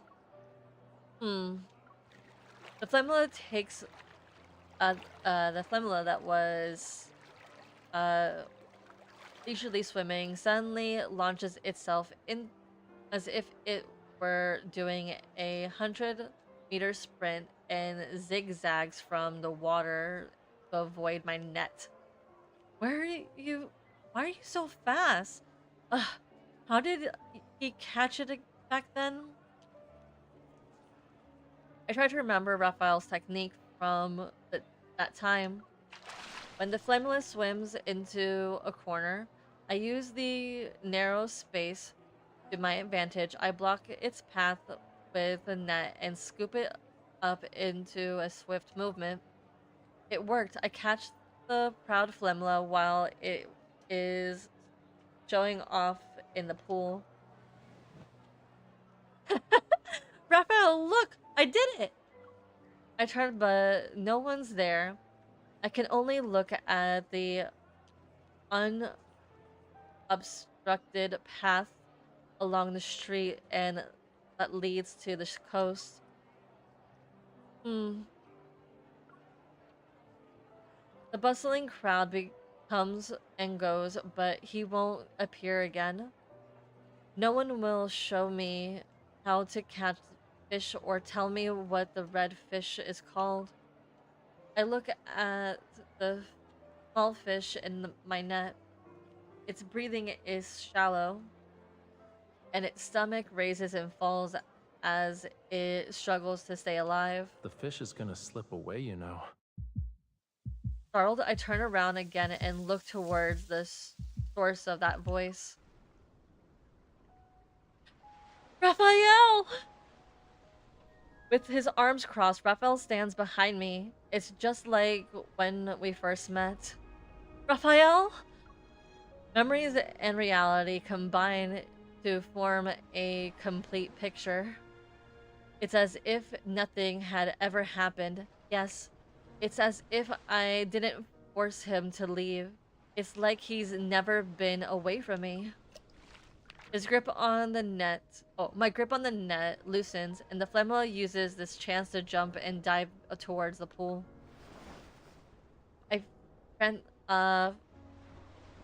I frantically reach for it, but Raphael is faster. He gently cups the small fish in his hands. That was close. It's pretty silly for trying to return to its cage. The vendors hand over a container. Raphael carefully places the Flemula into the water before tenderly touching the fish's forehead. The fish gracefully sways its tail to create a spring of water droplets. A string of water droplets. It's livelier compared to when it was in the pool. Should I take this one home too? I wonder if Reddy needs a new friend. Or I could just return it to the sea.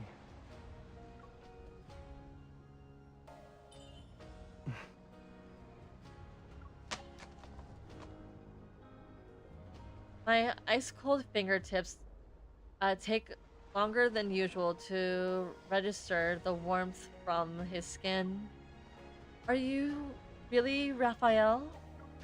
Yeah, the real deal. If you don't believe me, you can pinch me to make sure.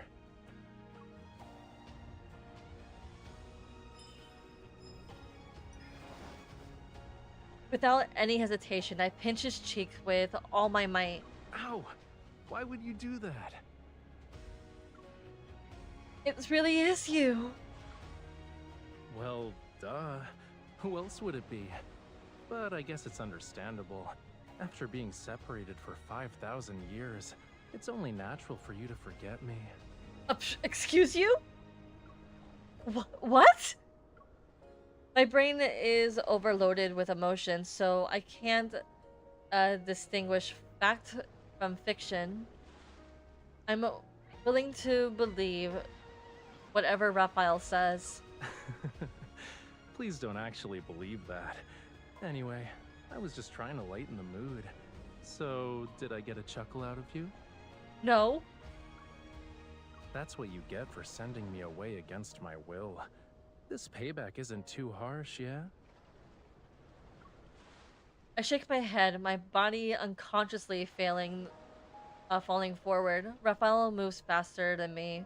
He takes a step and catches me in his arms. I lean against his shoulder and feel tears threaten to fall from my eyes. They slightly sting. It's a little mean, but since you're not old or a 5,000-year-old fish, I'll let it slide. You were worried about that, huh?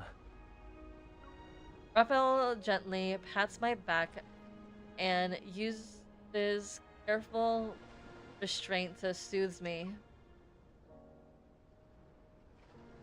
He rests his chin on my shoulder and leans towards my ear. Don't you have something else to say to me? Welcome back. I tighten my grip as joy of having him back in my life overflows my heart. Welcome back, Raphael. White Sand Bay's sea breeze is gentle. It blows away the dust that has settled in my heart. The fragmented longing I've felt since our separation finally surges forth and washes over the man who's real, tangible, and standing before me. By the way, I fed the seagulls at your beach, but I couldn't find the cookies we used last time. They didn't eat a lot. Oh? They get picky when I'm not around. I'll have to scold them once I'm home. Also, I organized your paintings with Thomas. We couldn't tell which one were pieces you planned on keeping, plan to keep working on, so we stored everything. Yeah. I'll go through them again for the next exhibition. And heartbeats and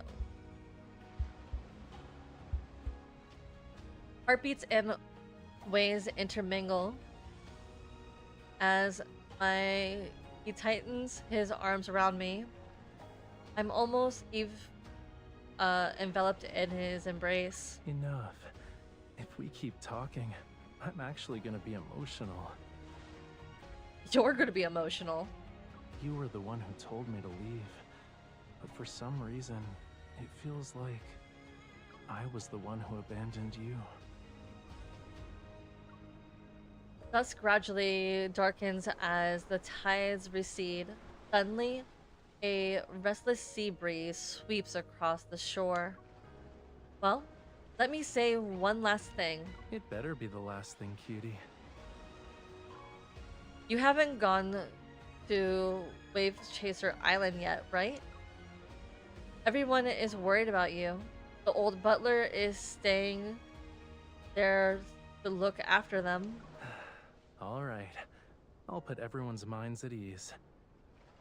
And resolve some issues while I'm at it.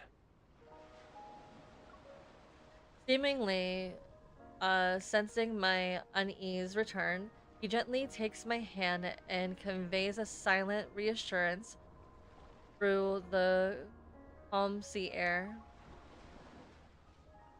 Fading sunlight sinks into the waves, and the only tides refrained repeat before night falls.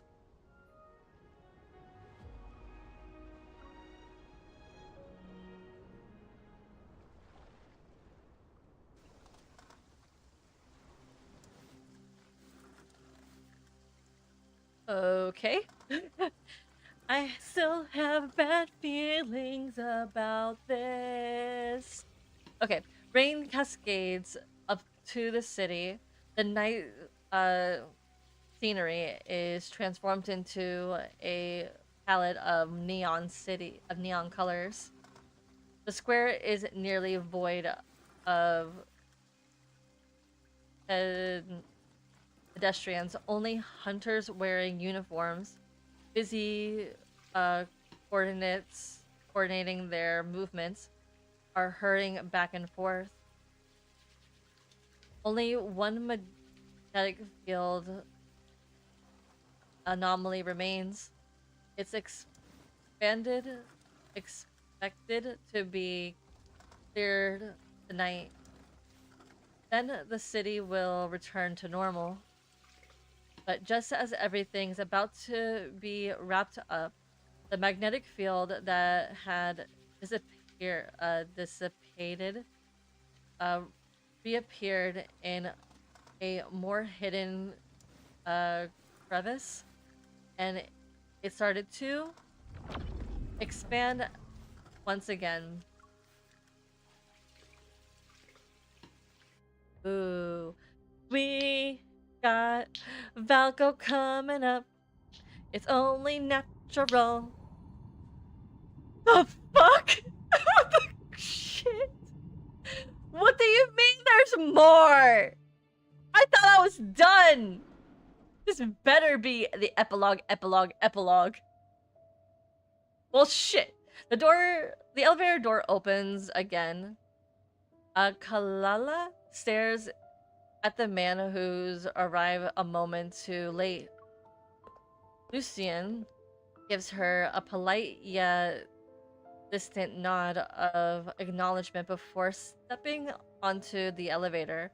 Instead of space inside, instantly the space feels claustrophobic. Was the meeting announced on short notice because the Fountain of Atay reached a breakthrough? An actual worthwhile discussion would be how Gaia Biotech used massive resources without even a trace of Whale Falls City to make up for it. Don't blame me for what those opportunists did.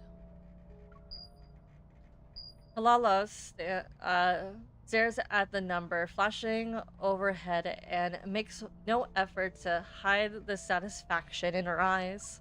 So long as it helps her awaken faster, I'm willing to let anyone become her side dish. Weird. Lucian's narrows his eyes. He'll try extracting one final piece of information. You've encountered her? A lost child needs a little bit of guidance to find the right path. Otherwise, I'm afraid the price you'll pay, Professor Lucius, will be greater than just the Fountain of Atay. Her final words still hang in the air as the elevator door opens. With no response from Lucius, Kalala's ethereum this decreases enthusiasm. I think I've been reading it wrong, so it's enthusiasm. When she finally turns to see the laboratory before her, she blatantly mutters a curse under her breath.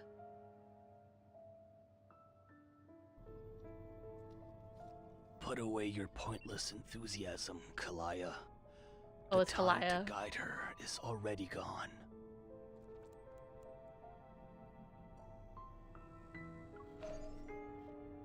Electric display,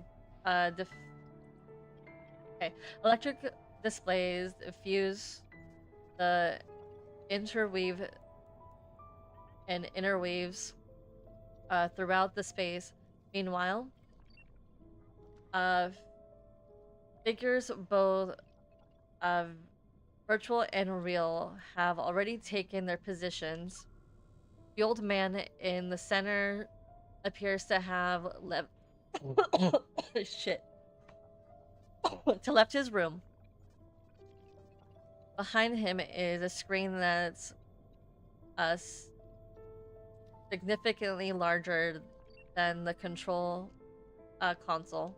Regardless of the cost, we must make her return immediately. Aren't we being too hasty? Everyone present is clearly... She walks towards the flickering indicator screen. Her slender fingers tap on several selected figures. Unprepared. Time is running out. The grand eradication is almost upon us. Everything is silent, as if those words stole the voices of the people in the room. Time passes, then Lucius is the first to break the silence. Already? According to the latest decryption of the signals from deep space, I thought we'd at least need... Yes, the hunters have resolved most of the magnetic field anomalies. However, those are merely the planet's last desperate gasp for survival. I wonder why we have so many magnetic anomalies happening. I wonder why. Oh, I know. It's because you're messing with shit you shouldn't be. Cheese and crackers. The rules cannot be reversed. As for the signals, we've never been able to decode the most crucial section. We're rushing the inevitable, I swear to God. It led to our incorrect estimation of how much time we had.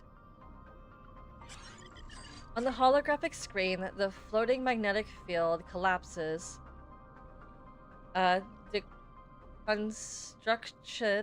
Disconstructed and reconverged.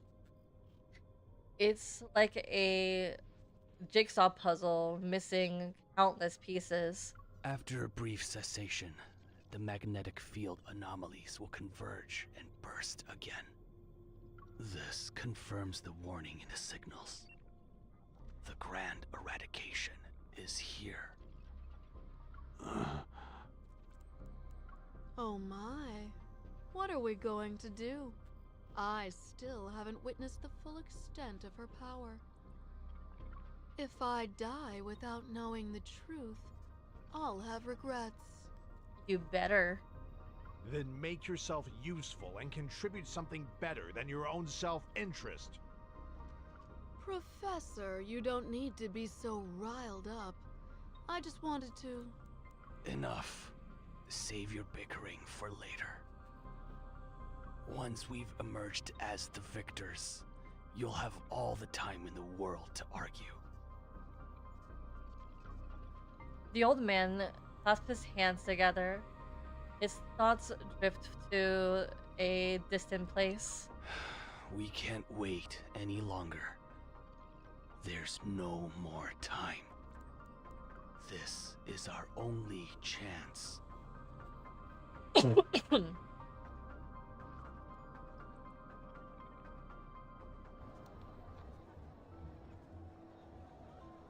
Despite being surrounded in at night, the town remains lively.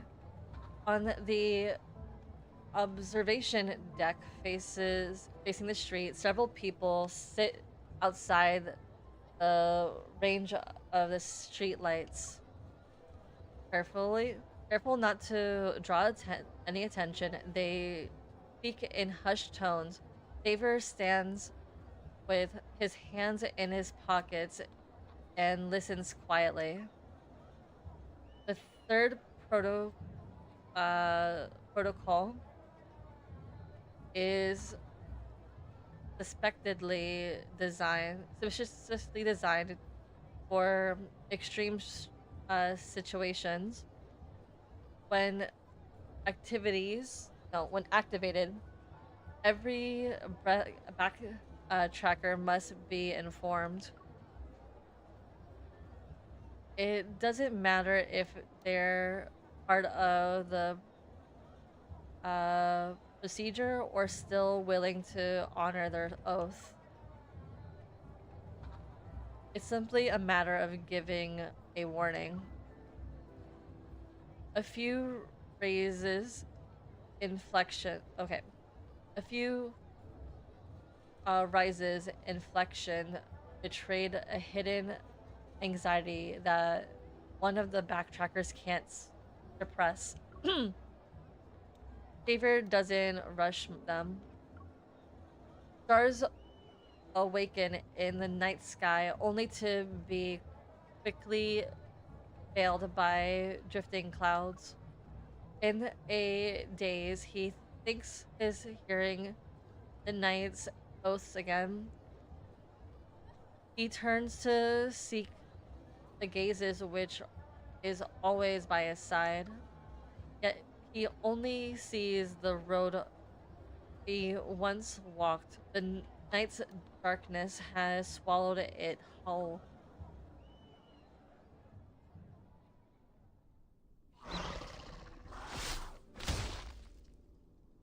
A mindless monster remains frozen. The street lamps light shine through the hole in the chest where black ice shards have pierced it. Thane adjusts his gloves. Then he takes a step. He raises his hand. The light bursts from his palm, strikes the twisted figure lunged at him from the darkness. As the last trace of metaflux dissipates, Thane flexes his fingers. The world's errors are increasing exponentially. He can no longer predict when the rules will begin to collapse. The wind rustles and leaves. The wind rustles leaves, and he reaches the tight, to tighten the scarf, but he finds nothing around his neck. A hazy intense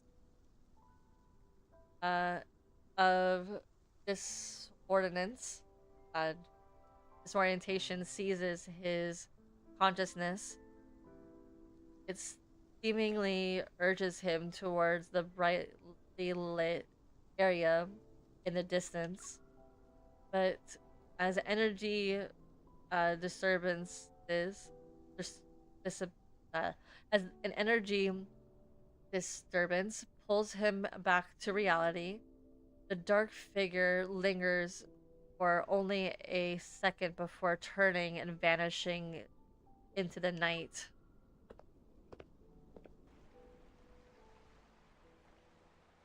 The ocean reflects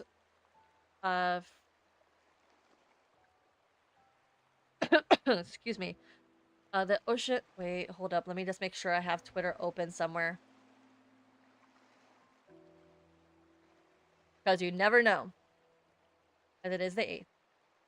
Technically. My heart's going to go into any palpitations in a moment, so give me a second. I'm not looking. I'm not really looking. I'm not looking. Okay, the ocean reflects fractured images of the moon. With no wind tonight, the weather should have been perfect.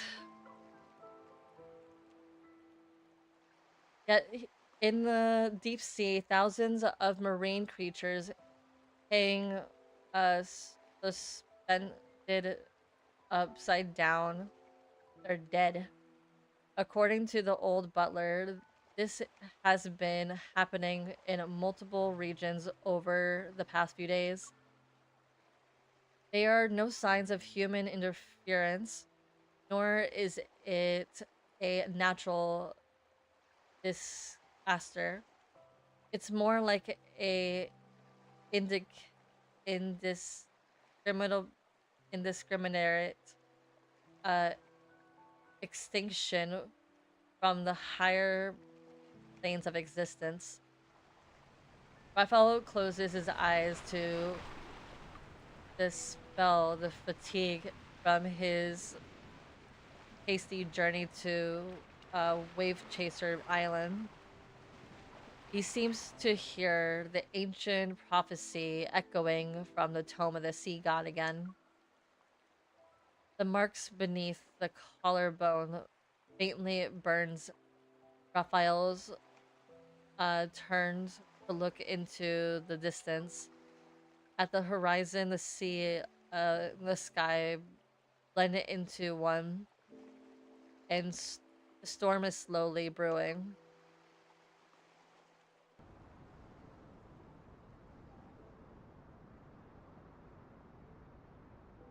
The Zion hunt's after effects should have lingered for a longer period in the chaotic darkness, but the vermin on the streets have been unusually on edge this since then.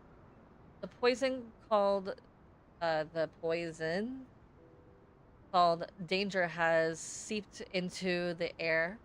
Even the unusual uh percep- perceives even the unusual perspective inhibitor him inhabitor inhabitants here.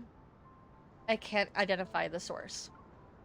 It's only the only one who might know is perhaps Silas.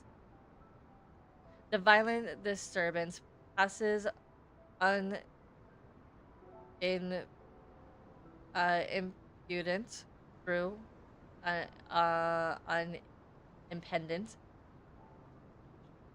through deep space tunnel. It oscillates and jumps within his right eye. The source lurking and interfering is at its other end of the tunnel. Dealing with it will likely be troublesome.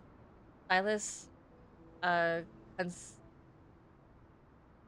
Silas contemplates whether this fragile celestial body can still withstand such consequences.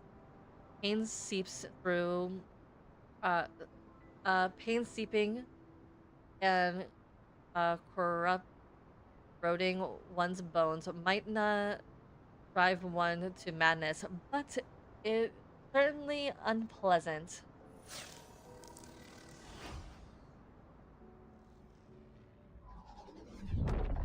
Space fleets uh speeds through the field of micro manip micromed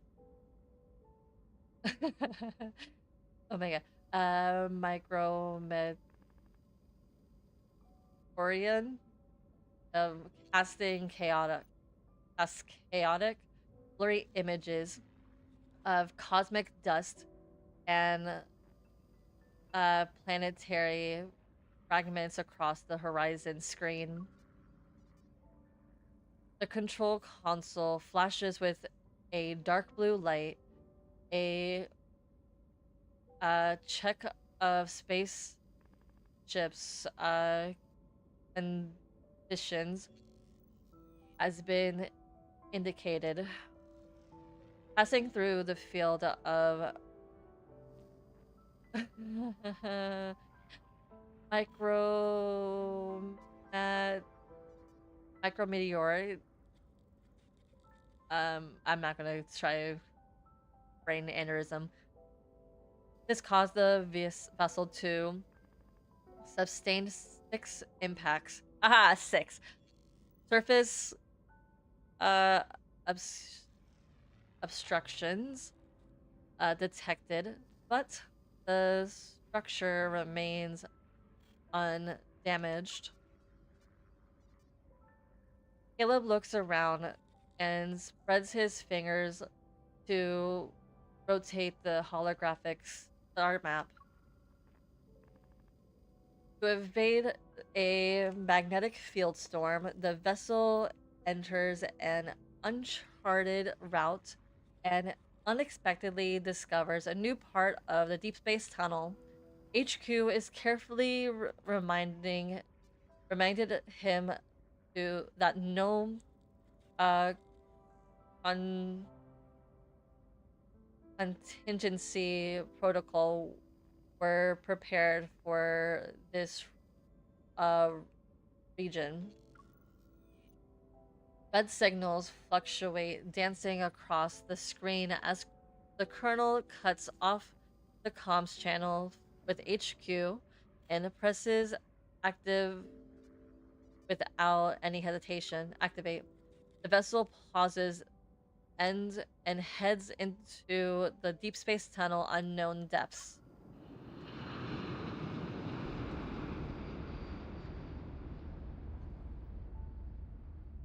A brilliant celestial body provides humanity with its most generous cradle.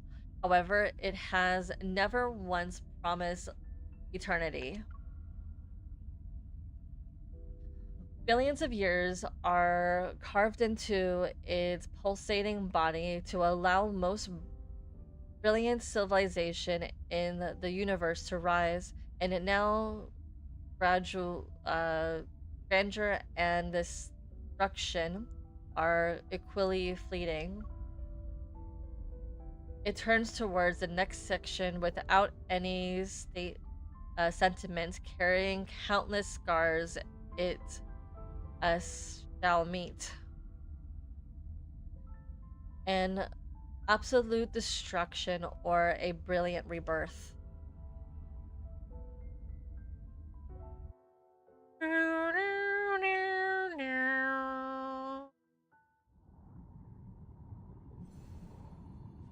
Okay, I'll do this part on my own later, but now it is time for me to read Twitter.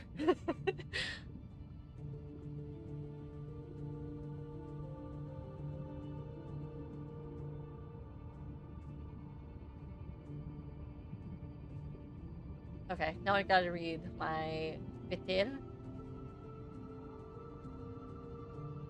to see if there's anything that popped up in the last 10 minutes.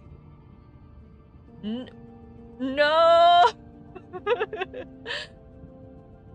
Okay, Instagram, perhaps? Insta, please don't fail me. Well, I found some beautiful art, but that's not what I'm looking for right now. No, we got nothing. And it's 11:13 too. What the heck, Enfold? What are you?